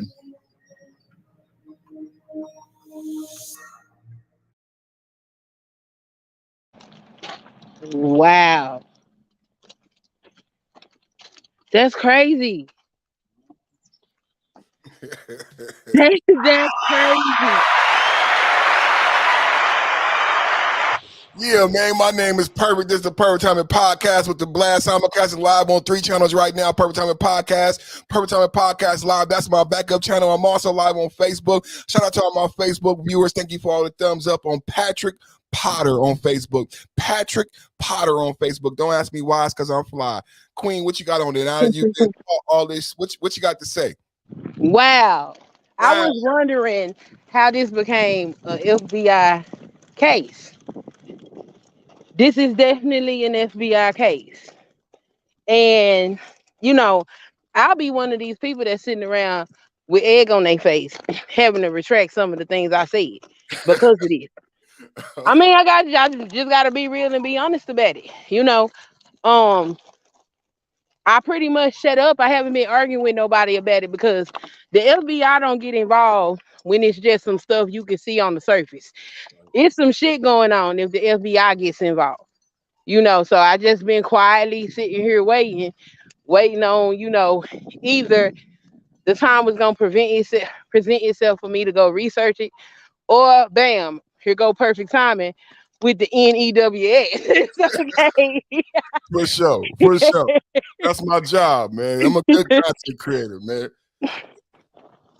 So I'm glad you did this because I've been quietly asking, like, why is the FBI involved in this case? What is going on? And I haven't really gotten an answer. I got people that people don't know. People don't know. Yeah, people like take their stances. And I mean, I'm cool. Have your stance, have your view. But tell me why you have the view that you have, and nobody could tell me outside of, oh, the white man killing us and all that crazy shit. Black women ain't shit. She was selling dope. Yeah, she needed to be or that. You know what I'm saying? Like, yeah, she a black woman. She was selling dope. Right. She was fucking two niggas. Like, all that could be true, but that's not why she's dead. Yeah. Yeah. That's not why she's dead. But a lot of our trauma leads us to fixate on those things that hurt us. I was cheated on. My woman was fucking two niggas, right? This black woman I was in love with wouldn't act right. A lot of us have that story, right? So we fixate on our trauma. And what happens is we don't get to talk about the real issue of what's happening in Sacramento, San Francisco, Chicago, Miami, Los Angeles. Every major city in America is experiencing the same thing. But if they can shroud it in racism, if they can say Breonna Taylor was killed because of racism, then we don't look at the rising rents in Sacramento, in San Francisco, in Los Angeles, in Miami, in Wilmington, North Carolina, in Austin, Texas. If we don't look at, he said, the median income, I talked about this with Drill and Jada Youngin. Where Jada Youngin is from, he got murdered. The median income is $19,000, and the number one job is Walmart. That brother that protests, he said in that part of Louisville, the median income is $15,000 a year. He said, if you're going to revitalize that neighborhood, you won't be doing it for the people there because they won't be able to afford to live there making $15,000 a year. This is what's happening in Sacramento. This is what's happening in San Francisco. When you come in and you gentrify the neighborhood and you raise the rent and you know that everyone in this neighborhood is Title I below the poverty line making less than $27,000 a year, then no one can afford to rent a home here. You just got it in real quick. I see you sweating. How hot is it out there? Shit. I think it's only like maybe 80 degrees. Shit, Queen got it in real quick. She said, I gotta go get it in real quick, man. I get mine in the morning, man. I love when I sweat, man. Sweat feel good. You get those natural endorphins, you know what I'm saying? Y'all get out there and exercise, man. Work out. Oh, yeah, because I gotta get my bad bitch back. I need her to come back. So because you know what I'm saying? YouTube playing with me. I gotta make them know what they playing game. I'm like, you don't know who you talking to. Put that t-shirt on. Nobody here make you put that t-shirt on. You know what I'm saying? Don't put on a t-shirt. Ain't nobody, you know what I'm saying? Put on something else like girls wear. Put on a girl shirt, like a V-neck or some shit. You got that tight ass neck on, you know what I'm saying? Look what it say. What it say? You can't trust me, I'm from Texas. AL was talking that shit earlier. AL was talking that shit earlier. I just moved to Washington. Washington what? Seattle? Washington State, yeah. Seattle, Washington. Is that on the north? On the okay. You over here like you over here with me. Yeah. I was just talking about Portland. I did a show on the crime in Portland. The homicides in Portland is up 200%. Damn. Yeah. Wow. Yeah, the crime in Portland is astronomically because they lost a lot of officers. So they don't have enough officers because they defunded the police. And now in Portland, if you not dying, police won't come if you call 911 because they don't have enough officers. Yeah, I did an article about that shit. So you got two sides of the coin. You got gentrification, where they over police the area in order to revive. You know what was ill about that story? What? The city owned it. It's like eminent domain. It's the same thing that it's like Tulsa, Oklahoma, all over again. It's like the beach in Santa Monica that those black families just got given back to them. Bruce's Beach. This is how Bruce's Beach was taken away from that family, right? The city gave them fines until the city was able to take away that beach away from that family, and they gave it back. But people think that those type of practices don't happen anymore. But what's happening right now? Happy birthday, Deborah. I didn't know it was Deborah's birthday. You a Leo, Lady Leo. Oh shit, happy birthday, Deborah. What happens is still these gentrification tactics that was used against Bruce's Beach, Seneca Village, Tulsa, Oklahoma are still being used today. And it would not have been exposed yet for the death of Breonna Taylor. Because Breonna Taylor wasn't supposed to die that night. If Breonna Taylor doesn't die, you know what actually happens? These racist idiots traded one black life for thousands of black lives. Yeah. The racist white men who run that city gonna be pissed at them because you killed this one black bitch. But what we wanted to do is get rid of all the black motherfuckers in this part of the city. Right. You didn't give a fuck about this one black bitch. But if she doesn't die that night, then we're able. They already own 22 properties. They had just acquired 4 more. They're basically taking over that part of the city. But the thing that's ill to me is it's not a independent entrepreneur. It goes back to the Nipsey Hussle. It was the city. Louisville owned the properties. I don't know how many people watching and paying attention to the story understand that cities own properties. When Nipsey Hussle was fighting with the city, when Nipsey Hussle bought that whole strip mall, he started getting ticketed and fined and policed by the city. The city didn't want Nipsey Hussle to own the property. In this case, the actual city, taxpayers, we supposed to own the city, right? Own 22 properties in that area, just acquired 4 more. And the city had designs on the area.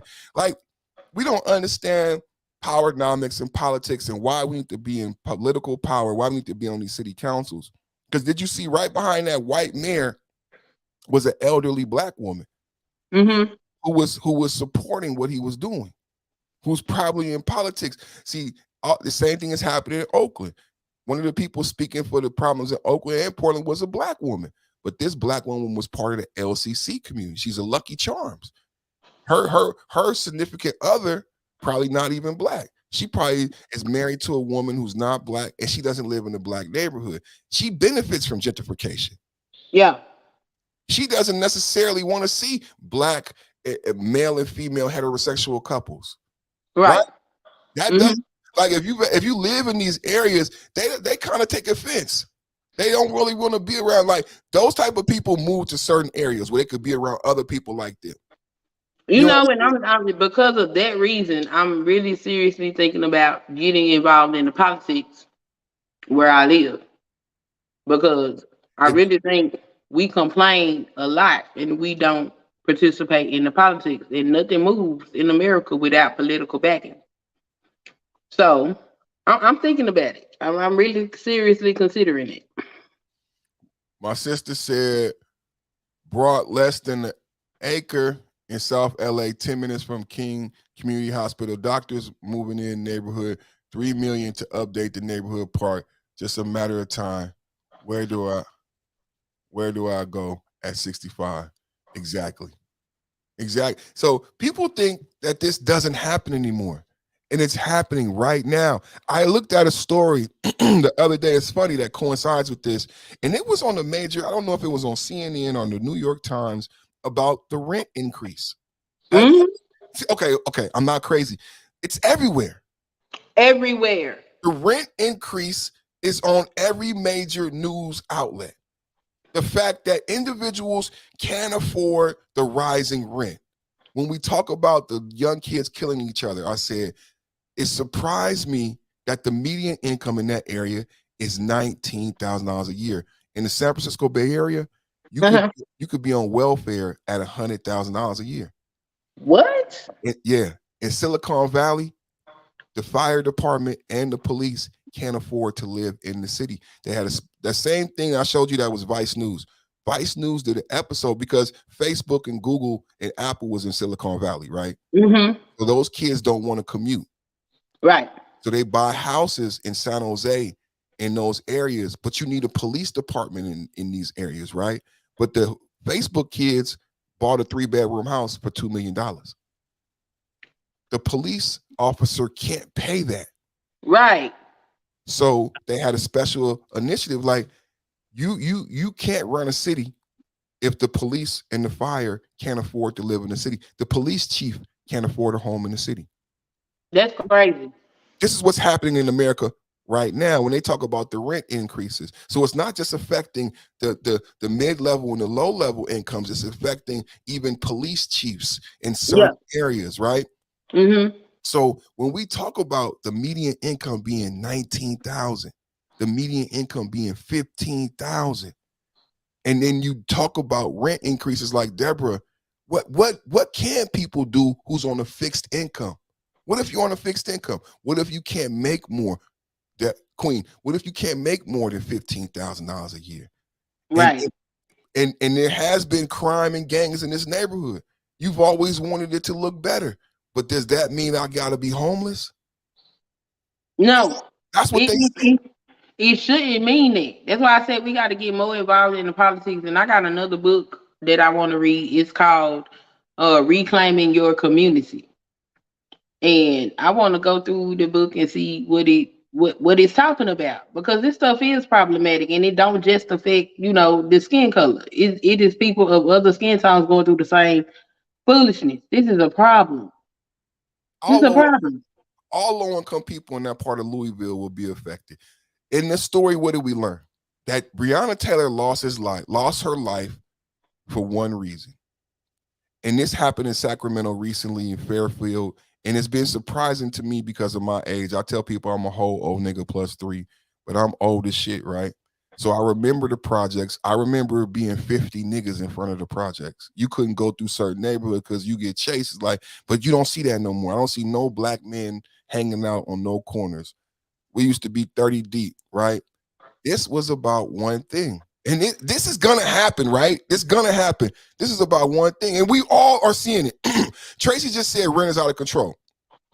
Hey, there go my wife. Breonna Taylor died because they wanted to get rid of the last projects in Louisville. That's it. Louisville had one project housing left. This is true in a lot of cities. You could go to Katrina. This is true in a lot of people. Black people are not talking about it, but a lot of people tomorrow are in the chat and say, "Oh yeah, you know what? Perfect, you right. They tore down the projects where I live." It's happening everywhere. Everywhere you could go to, the city you grew up in, and those projects that you remember people hanging out, they've been torn down. It started with Cabrini Green a long time ago, but Louisville had one project housing left, one place for low-income people who make $15,000 a year to live. And they're trying to get rid of it. When that is gone, the city changes. What's happened in Sacramento has changed the entire city. We can now try to get a baseball team, a soccer team, a basketball team, a casino, a hotel. That's what the mayor is thinking. This is big boy shit.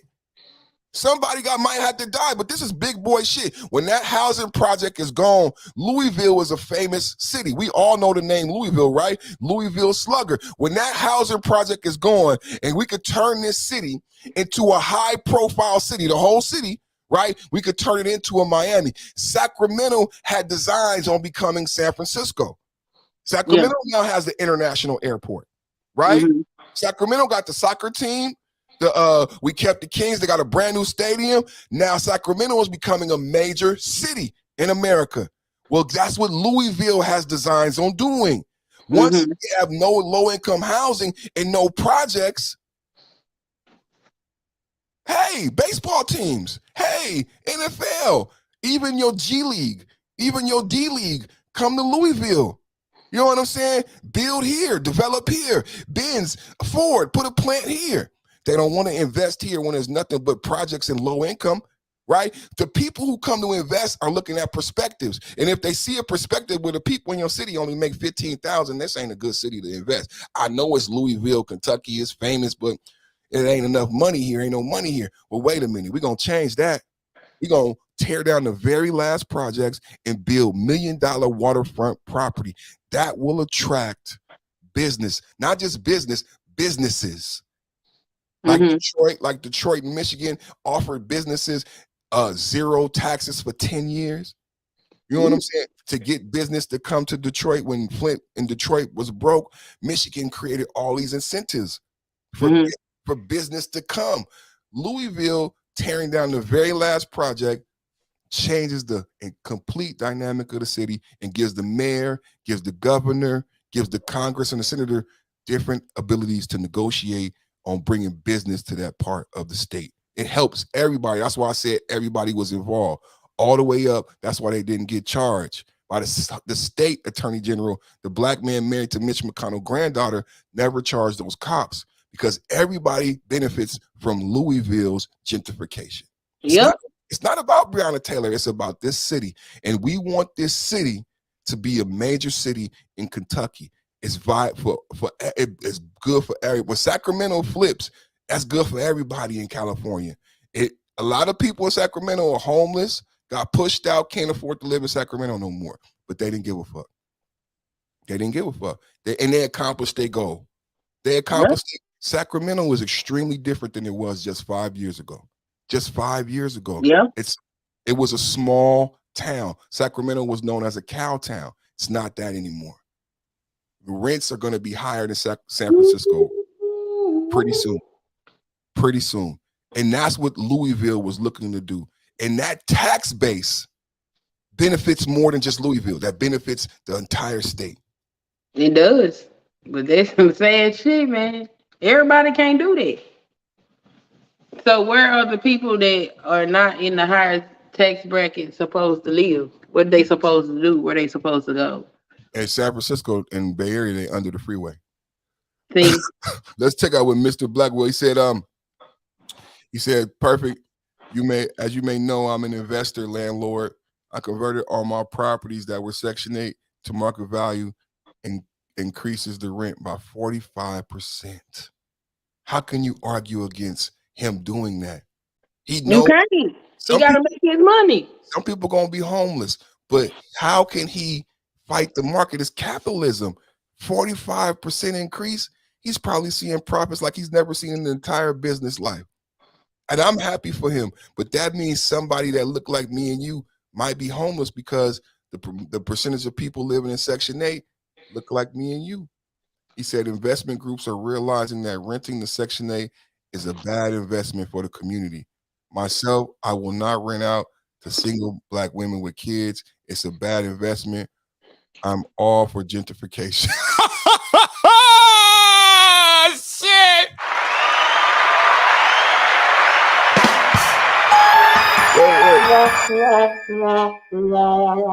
I gotta agree with my brother. I mean, it's real.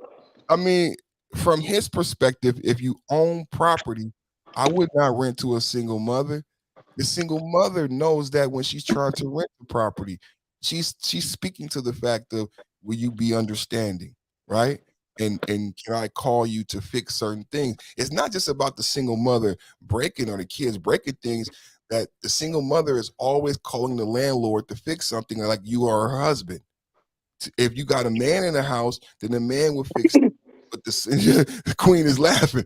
But the single mother contacts the landlord. Oh, the sink is this. Oh, the toilet is this. Or the sprinkler is this. Like, I don't come over there for every little thing. I'm not your husband. I'm not your man. You need to get a man. So there's a lot of complexities that Mr. Blackwell is bringing up. This goes back to Roger's point about being a loser. No one wants to rent to a loser. basically.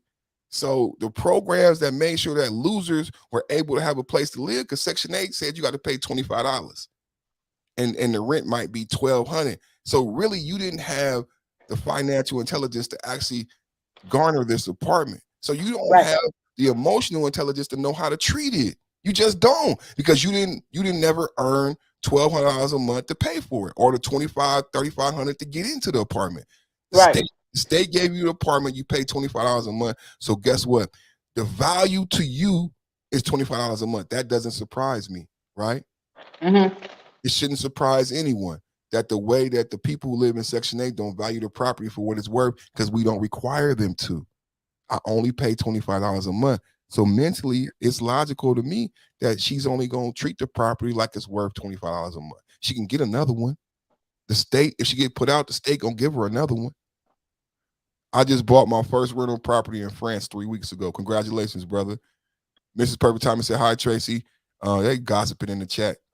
They both Geminis. Geminis ain't shit. Police issues, domestic violence issues. Correct. Perfect. Right. So, you know, I'm about to get out of here. Queen, what you got on the closing statement? I want to keep it short because I want people to watch, and I want the people to get the information we put out today. I want it to be. I appreciate you having me up, but Oh, thank you for joining. It makes the show better for me and for the people watching. So thank you for joining. And thank you for camming up, because I know people don't get to see you cammed up on a lot of other panels. So thank you for camming up. Bad bitch in the building. Bad bitch in the building. Even with the t-shirt on. It's coming. Dressing like a tomboy talking about bad bitch. Hey, look. I'm just now moving. I don't even have my stuff. My furniture not even here yet. I bet you all got hoodies. Where your I hoodies? ain't got no hoodies. I got a sweater.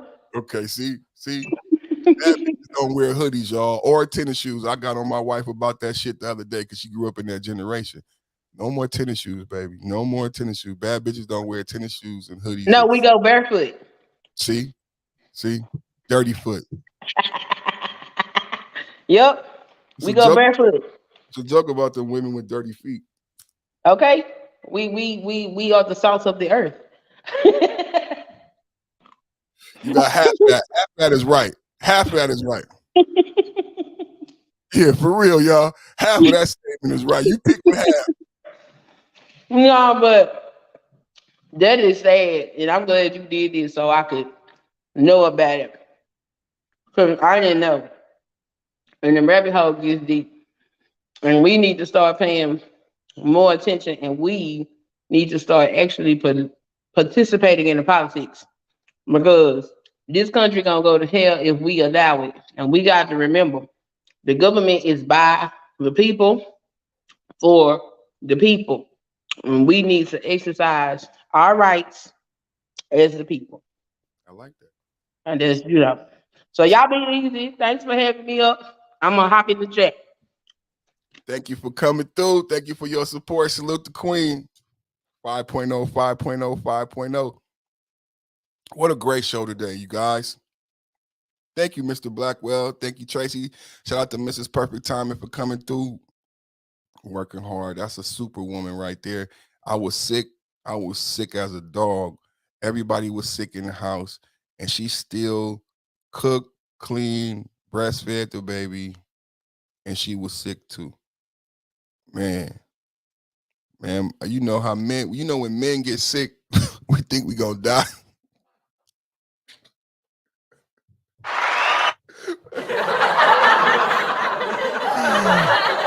We think we gonna die. I thought I was gonna die. I thought I was gonna die. And Mrs. Perfect Timing, she was just so patient with me. She took good care of me. My chest was hurting. You know, my heart hurt. I'm having a heart attack. She was like, you okay? You okay? You okay? And I got mad because I'm like, you don't love Ike. You ain't trying to help Ike. I'm having a heart attack. I should have listened to my mama. I should have listened to my mama. I'm having a heart attack. You ain't trying to help, Ike. Hey, make this go viral TV in the building. What's up, Ms. V? You ain't trying to help, Ike, but she put up with me and my whining. I was really sick. I was really sick. But you know, we put 2 on the 10, you know. I got her making me like homemade chicken noodle soup. I think I'm about to die, so she made me chicken noodle soup in the crock pot. You know, I think I still got some chicken bouillon. We made some bone broth, and she made me like chicken noodle soup.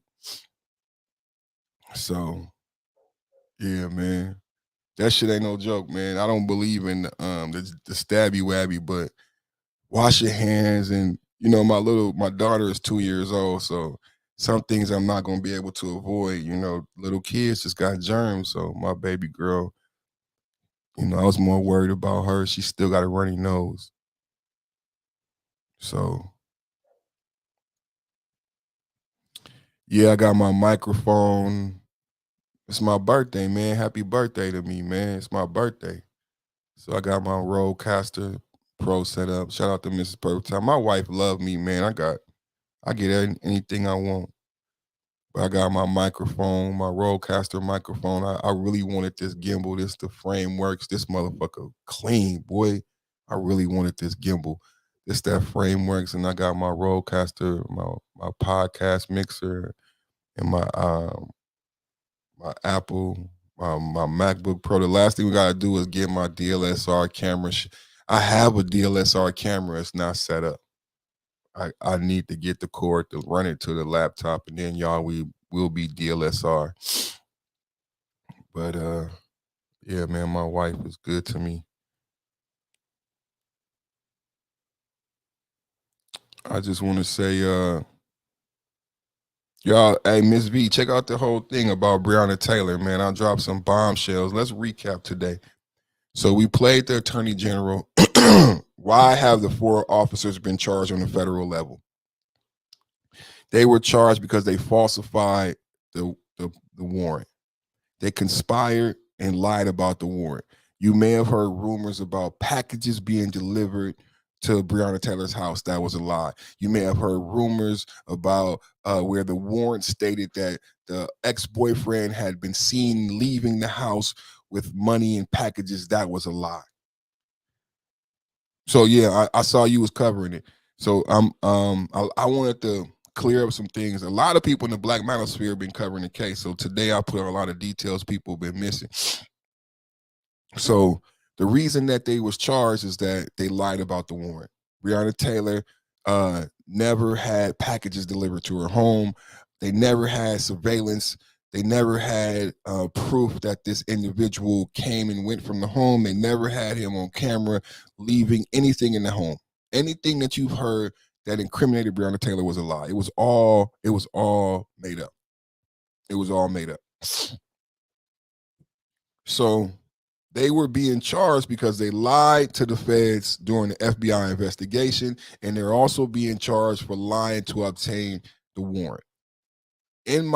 Make sure you vote. Everybody that just came in recently, make sure you vote in the poll. What I've said today is these federal charges, much like Bill Cosby being released, I said Bill Cosby was released because of contract law. These charges are not to vindicate Breonna Taylor. This is not about justice for Breonna Taylor.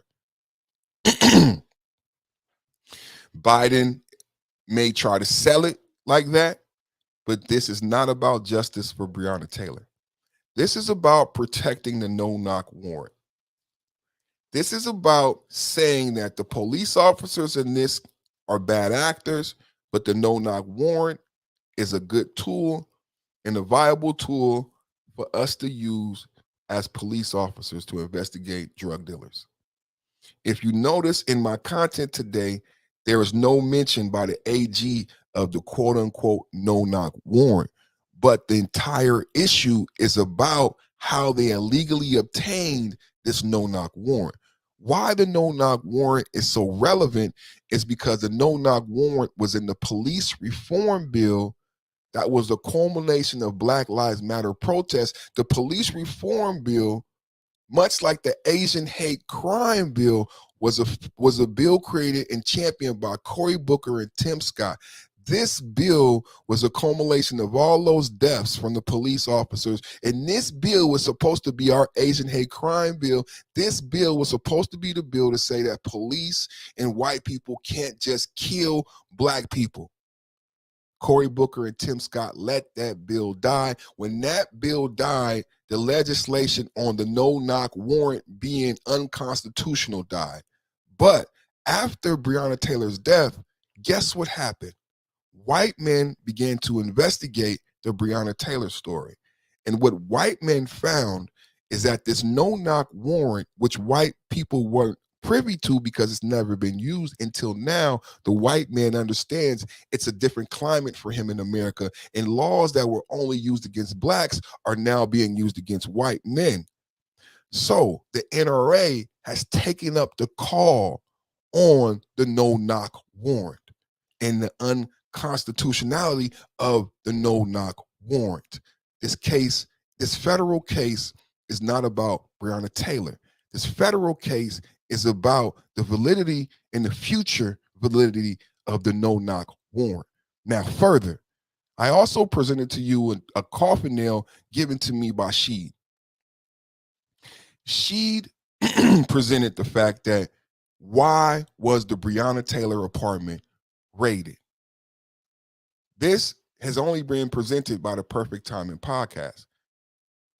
So I want, Ms. V, I want you to check out what I just presented, but in a recap, thank you to Sheed We Hear, another content creator. Make sure you subscribe to Sheed We Hear. In a recap, what Sheed presented was a Vice News report that found that the mayor and the city council used something called PBI in conjunction with police to over-police an area of Louisville in order to gentrify it. The city owned 22 apartments, just acquired 4 more, and had just got approval to tear down the last housing project in the last bastion of low-income housing in Louisville.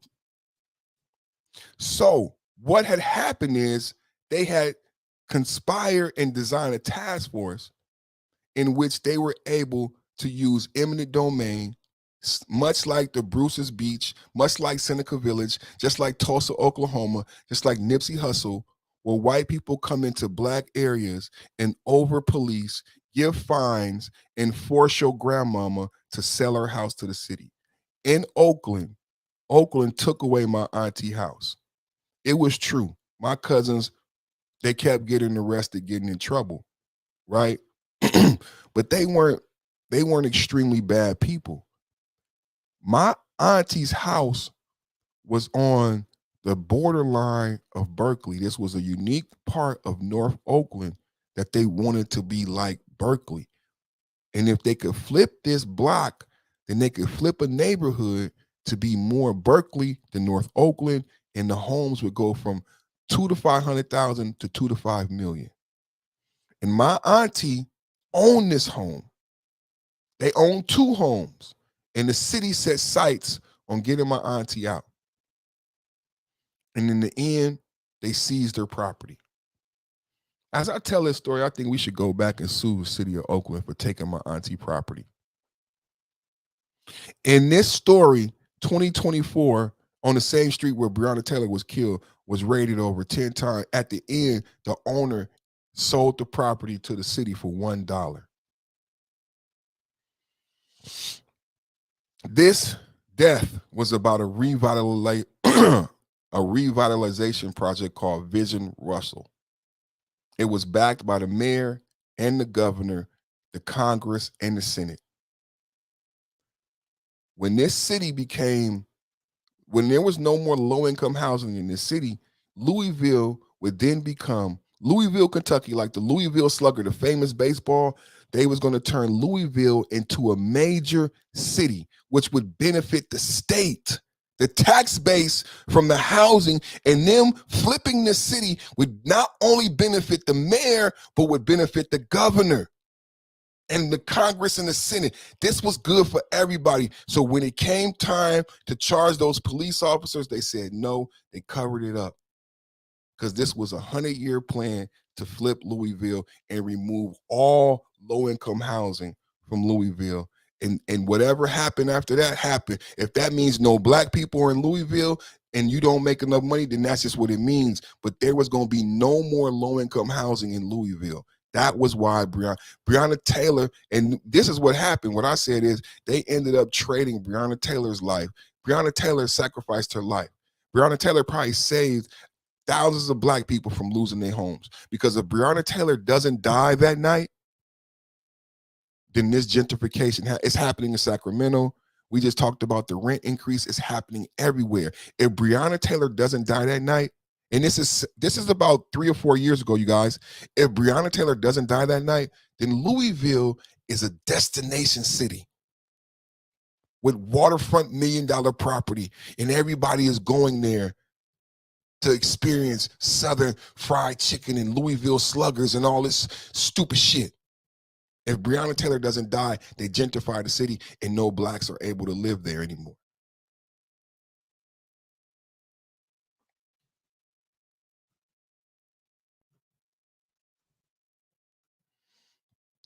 What's up, everybody? How y'all like this Perfect Timing podcast in your ass, man? You know what I'm saying? I'm doing my thug thizzle out here, man. I'm doing my thug thizzle out here, man. This is what we do out here, man. It's called a thug thizzle in the bizzle. Some more context, man, before I get out of here, man. Y'all want some more context before we get out of here, man? Let's get some more, man.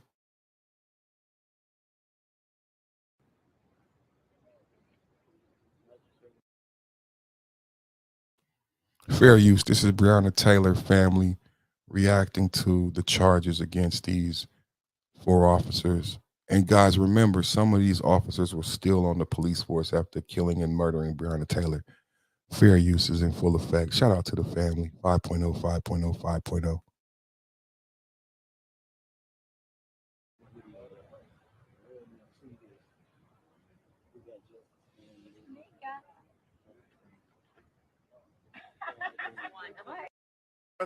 Is Tamika Mallory, the queen of this movement, and Until Freedom, who, if you all remember, moved to Louisville, Kentucky, in their quest for us to get to this day, to get justice for Breonna Taylor. Be patient while the Department of Justice did their investigation. While we hoped and prayed that we would get justice from the Department of Justice, today is that first day. Today, the Department of Justice has shown us what we knew Daniel Cameron lied about. That's right. In September of 2020. The Department of Justice has indicted officers for lying to get the search warrant to get to Breonna Taylor's home. They have acknowledged that the police officers had no right to be at Breonna's apartment in the first place. And not only did they cover up the lies that they told to get that search warrant and present to a judge under oath, once they were called on their lies in May, they met to conspire again to cover it up and try to tarnish Breonna Taylor's name. We've said this. We've been saying it since 2020. We've been saying they've lied. We've been saying Breonna was not involved. We've been saying they should not be at Breonna's home. We've been saying that officers should be held accountable for Breonna Taylor's murder. And today is the first day towards getting that justice. Today is a day for happiness. It's for 2 years of almost losing complete hope that we would see today, but having to maintain hope so that Tamika Palmer still had hope. It's been a rocky 2 years for the attorneys, the community, the activists, everyone that has been involved in this case, that has known the truth about this case. But today, it's a little bit of vindication to show that our fight was righteous. Amen, amen, amen, amen. And again, it's a start. we're going to continue to fight for justice for Breonna Taylor because the 3 officers are fighting life. They were indicted today. We don't know how long that process is going to take. It's going to take the federal court system, but they were indicted. The federal government had the guts to do what Daniel Cameron did not. Amen. The malfeasance that the Kentucky Attorney General's office showed in this case shows that his political career needs to end now. He has no right holding any political offices representing the constituents in the state of Kentucky. That's right. Because he has shown that he is not for us. That's right. He is about self. That's right. That's right. Thank you so much.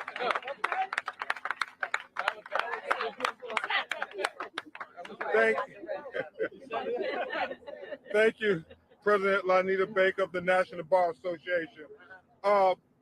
It is so profound that 4 officers have been charged, and the links, as President Baker said, that the federal government went through to dot every I and cross every T.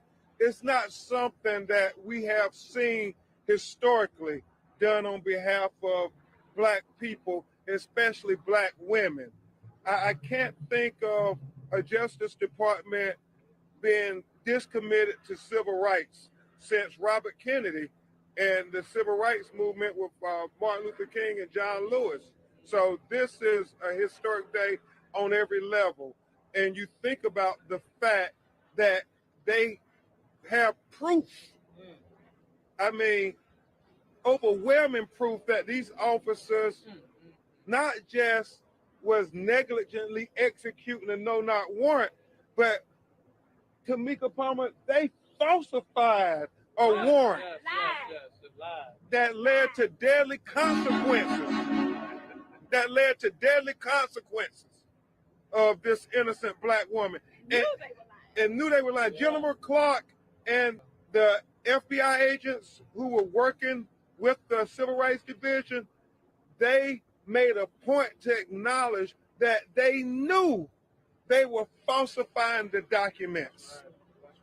And that is critically important because they knew that those officers would likely rely on their falsified documents, that they would likely come to Breonna's apartment. So I got that phone call and I quickly called the other co-founders of Until Freedom and say, hey, have you heard about Breonna Taylor? It was very light on the internet. A few people had tagged me and stuff, you know, where they were saying there's a young lady in Louisville that's been killed.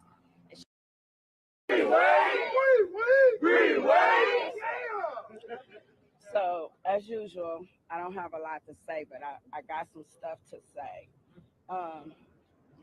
Today's 874 days. So today, on day 874, y'all learning that what I've been seeing, let me fix that. What we've been seeing, and the rest of them back there, what we've been seeing on day 1, y'all learning what we've been seeing was the truth. That they shouldn't have been there and that Breonna didn't deserve that. Y'all learning that today that we not crazy. We not crazy. But what I got something to say. That I remember on one of the, I don't even remember if it was the first year or the second year reunion, because every day's been March the 13th for me. Tamika reminded me that Breonna made a post that said, take me to a place that I can't even imagine. Wow. Breonna has taken us all to a place that we can't even imagine.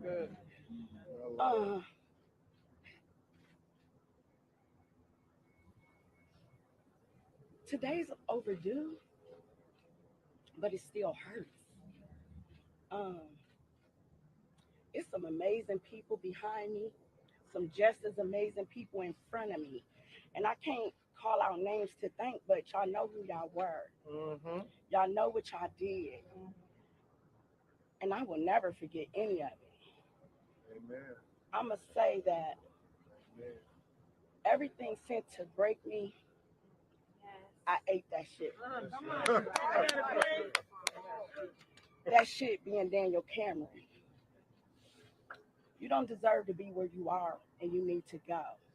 And if we don't continue to eat him, one of y'all's on the menu next.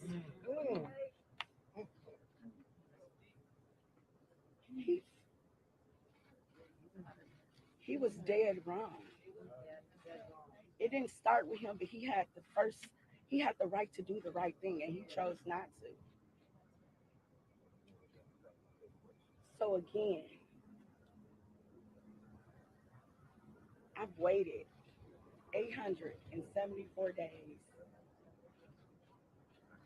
for today. Amen. Right. Amen. I couldn't have done it without some of y'all. Some of y'all been out here tearing me down. Some of y'all have harassed me. Some of y'all have carried me. But all of that shit made me. And I'm okay with that. Breonna Taylor. Breonna Taylor.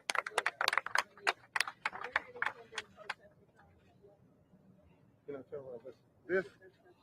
Get her hand. This is her day. This is her day. This is her day. This is her day. And are we basically, empowering a system where these plainclothes detectives are going out and getting to pay these? Well, I just want to make sure I heard this correctly. Did you ask if there's any recommended policy or procedure? Just a pea-sized amount of Lumi.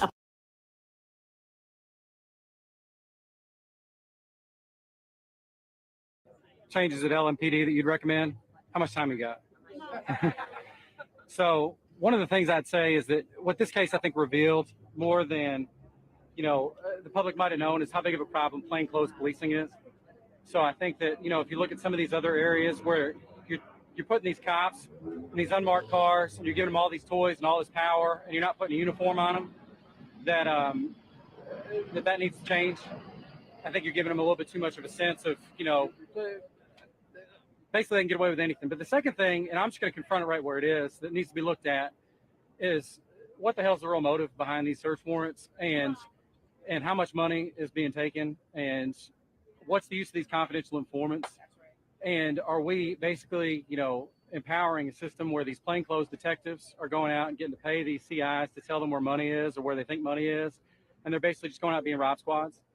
So I think that what you see in Baltimore, what you see in New York and Philadelphia and Detroit historically, I think it's every bit as bad or worse here throughout the years leading up to this. And I think that one thing we'll never learn about, but that is pretty clear, is that, you had some factions of people that night that were part of a rob squad, and that, that was an everyday thing, and that you're going to fabricate probable cause.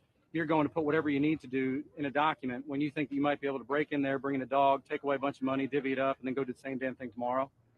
So that's kind of the rotten underbelly that I don't think we'll ever get to. But gosh, justice is a good thing. And today has been 2 years, of waiting patiently. And God bless Tamika Palmer. God bless all of you. God bless this whole team. I mean, it's this city really, the good people of the city and across the country just stood up and didn't take no for an answer. And the DOJ got it right. So let this be a message to all these other families and all these other bad cops out there that, when we can unify and use our voices and go out and dig and put pressure, that there's tangible results and that these cops are going to go behind bars. So, all right.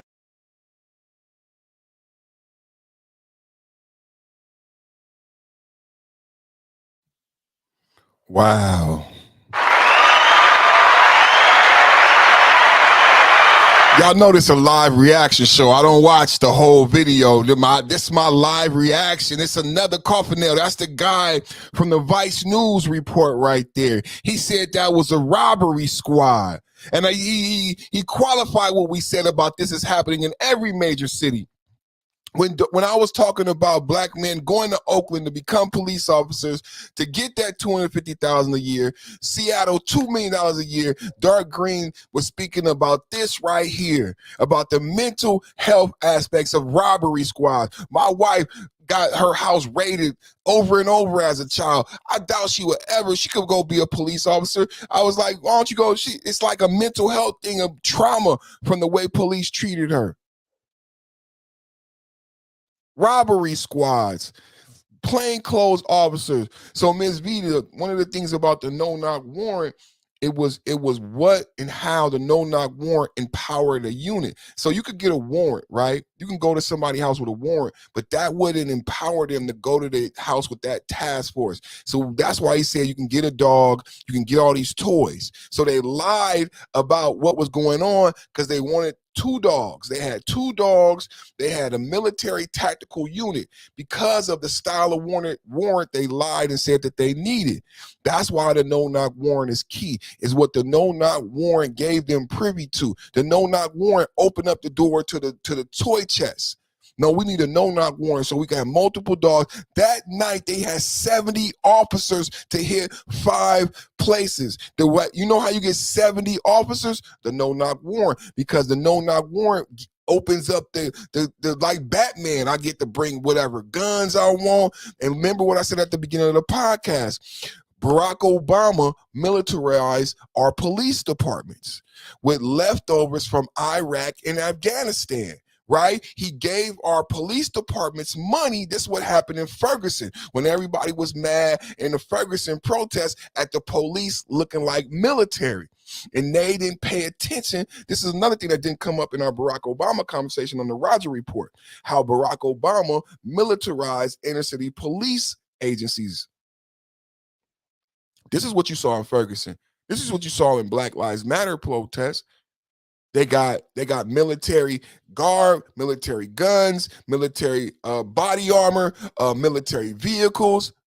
They militarized SWATs. SWATs across the nation was militarized by Barack Obama. And what happens with the no-knock warrant is they get to bring out all these toys.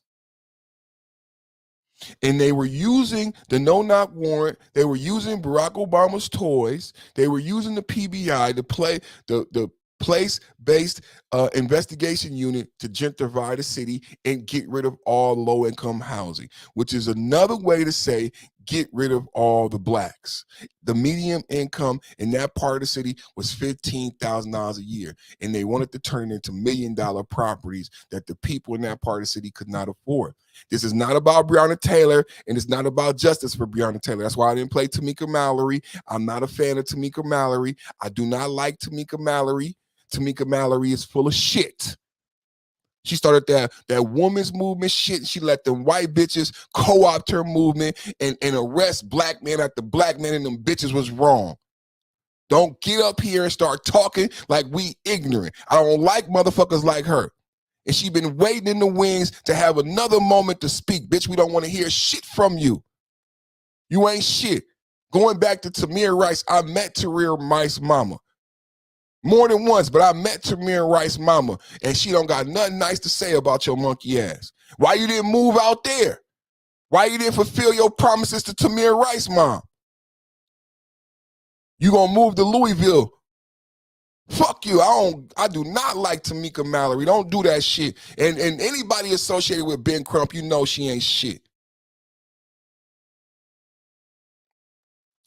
And they gonna get up here and say it's about justice for Breonna Taylor. It's not about justice for Breonna Taylor. If these cops go to jail, good. But they won't go to jail because any white motherfucker gives a fuck about Breonna Taylor. Black women die the most in pregnancy. They die the most in healthcare. They're the most obese. Nobody don't give a fuck about black women. That's why the BBW exists. And we don't never talk about it. No one gives a fuck about you, black women. And you too busy having a motherfucking attitude talking shit. But no one gives a fuck about black women. You didn't know that? They don't give a fuck about black women.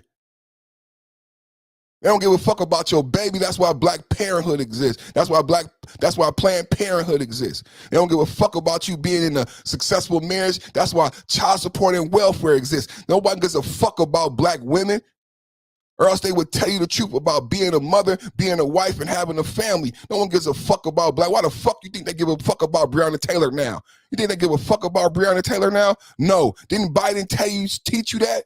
All the promises, Black women, they don't give a fuck about Black women. Asian got a crime bill in 2 weeks. Black women ain't got shit yet. Nobody give a fuck about Black women. Why ain't tell Black women to stop dying? Why they teach doctors in the medical school that Black women could take more pain than regular women, and Black women just bleed the fuck out because they think they could just take the fucking pain? When they start giving a fuck about, this ain't about justice. Them is some race-baiting motherfuckers trying to make money. Ben Crump, Tamika Mallory, this ain't about justice, motherfucker.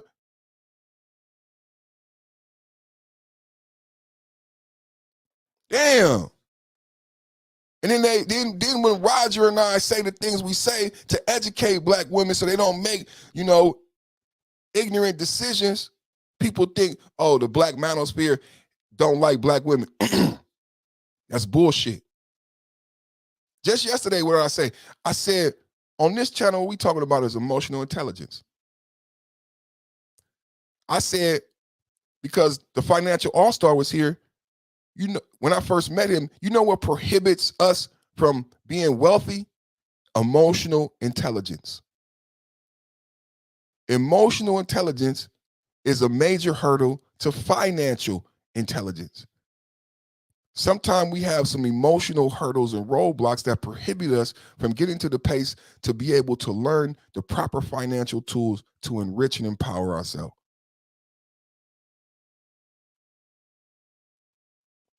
Yeah, man, Tamika Mallory get on my nerves, man. I just went on a tangent about that shit because I don't like them motherfuckers, man. Tamika Mallory, Ben Crump. But much respect and peace and love to Breonna Taylor's mother. That was very heartfelt. $12 million ain't enough. Prayers and blessings go out to that beautiful woman. She looked gorgeous. She was beautiful. She was gorgeous. Don't let me see you nowhere. I'll knock your ass down, your fine ass. Shout out to her. Prayers and blessings to her. Prayers and blessings and the covering over Breonna Taylor and her family and loved ones. They'll never be the same again. They'll never be the same again. A piece of you dies. They will never be. White people think money nothing makes it better. They'll never be the same again. I miss my mama every day. Every moment, every day. They'll never be the same again. No amount of money. No amount of money.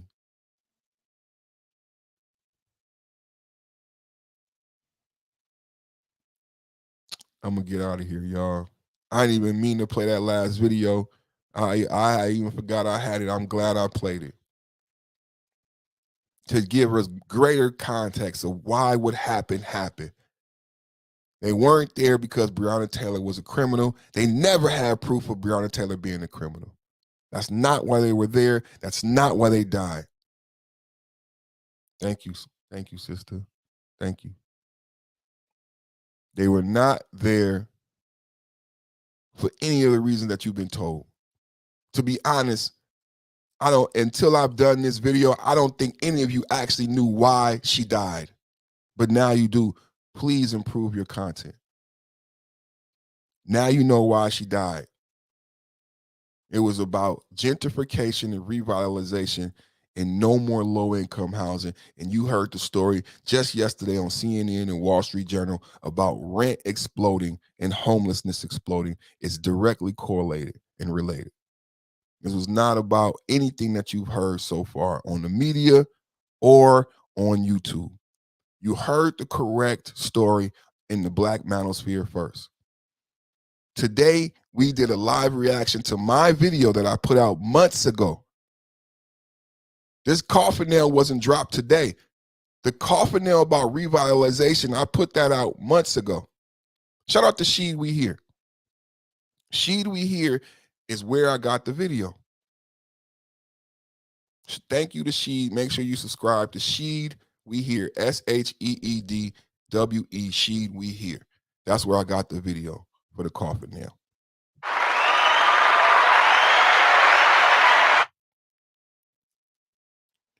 Thank you, AL. Shout out to the habitual line stepper. Yay, yay! Cool table politics in the building. Another good show. Thank y'all for tuning in. Salute to the family. I'll see y'all again soon. Make sure you check me out in the morning on the Roger Report live at 9 a.m.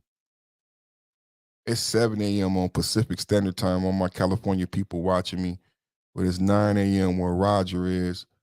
And a lot of the times you're just going to find some intelligent commentary. The conversation is so deep and so complex. Most people are not prepared for the level of intellectual conversation from all Black men from different ages and different locations. If you're trying to elevate yourself, I call this the journey to Apothos. My name Perfect came from the Roger Report panel.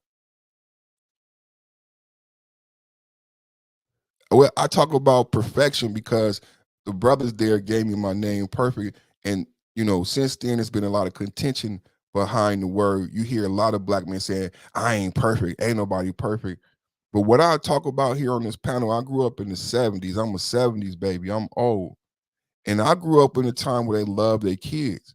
And I grew up in a time with Bruce Lee and martial arts, and they said practice makes perfect. See, I don't have this apprehension toward perfection. I grew up with perfection. The movie was about becoming a kung fu master, an expert, apprentice. I knew about being an apprentice. I'm only going to be an apprentice because one day I'm going to be the master. Perfect, perfection. And then a sister shared with me, she said, no, perfect practice makes perfect. And then I talked about the Shaolin monk. And the Shaolin monk said, you know what the key to perfection is? Repetition. And I thought about everything in my life. I thought about things that became muscle memory.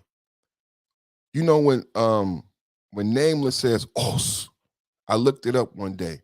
Os is about perfection.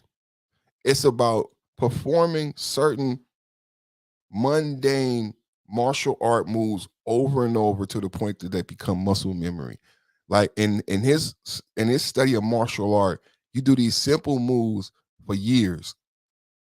Much related to like wash the car, paint the fence. You wash the car, paint the fence, but for years, to where it becomes muscle memory that you are perfect at these small ABCs and 1, 2, 3s. And every time you do a move, you say os. And then when I read my research, it's only after years of washing the car, paint the fence, to where wash the car and paint the fence become muscle memory that you actually start to practice and learn that system of martial art. I said, that's deep as fuck. I said, that's deep. That's why os is so deep. I want people to research it. That for years, it said 2 to 3 years, you do these simple ABCs and 1, 2, 3s before you even begin to learn. You become muscle memory with these things.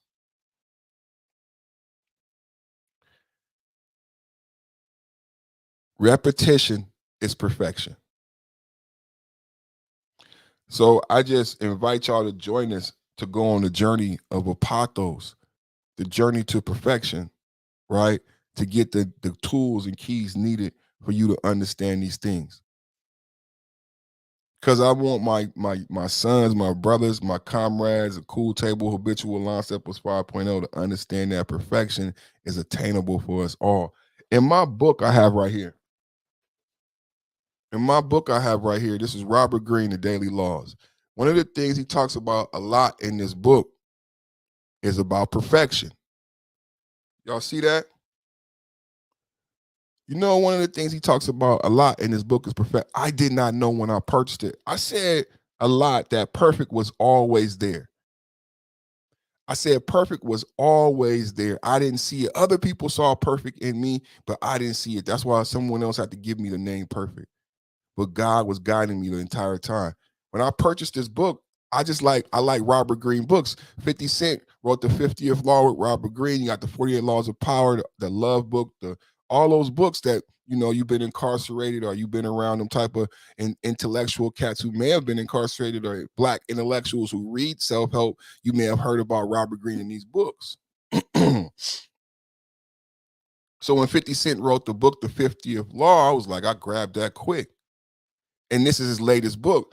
In this book, ironically, what comes up a lot is the relationship to perfection with poor people and poor people who are not affluent. See, it says that poor people think that perfection is regulated to those of affluence and royal birth. And he says that's not true.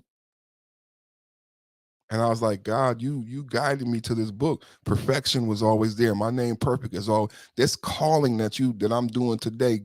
It's always been intended for me, because I'm reading this book and Robert Greene is going into how people don't understand how perfection is attainable for us all. It's not relegated to just those of royal birth and those of affluence. Because when someone of royal birth or affluence exhibits perfection, no one is astonished. It's not impressive. You're supposed to be perfect. That's how we look at wealth. And that's why you put perfection so far away from you, because you associate perfection with wealth or royalty. And he say, don't do that. And if you understand your value, then you can get this message. But I'm going to shut it down. I just wanted to invite you to the Roger Report. I know that was a long invitation, but I just wanted to invite you to the Roger Report and to the brothers of the Roger Report and Cool Table Politics. Y'all have a good evening. Good evening. Good evening. Good evening. Perfect Timing Podcast with the blast on your ass. I'm catching live on 3 channels right now. Perfect Timing Podcast. That's what you're watching me on right now. Perfect Timing Podcast live. And don't forget Facebook, Patrick Potter. Don't ask me why. It's because I'm fly. I'll see y'all tomorrow. We out.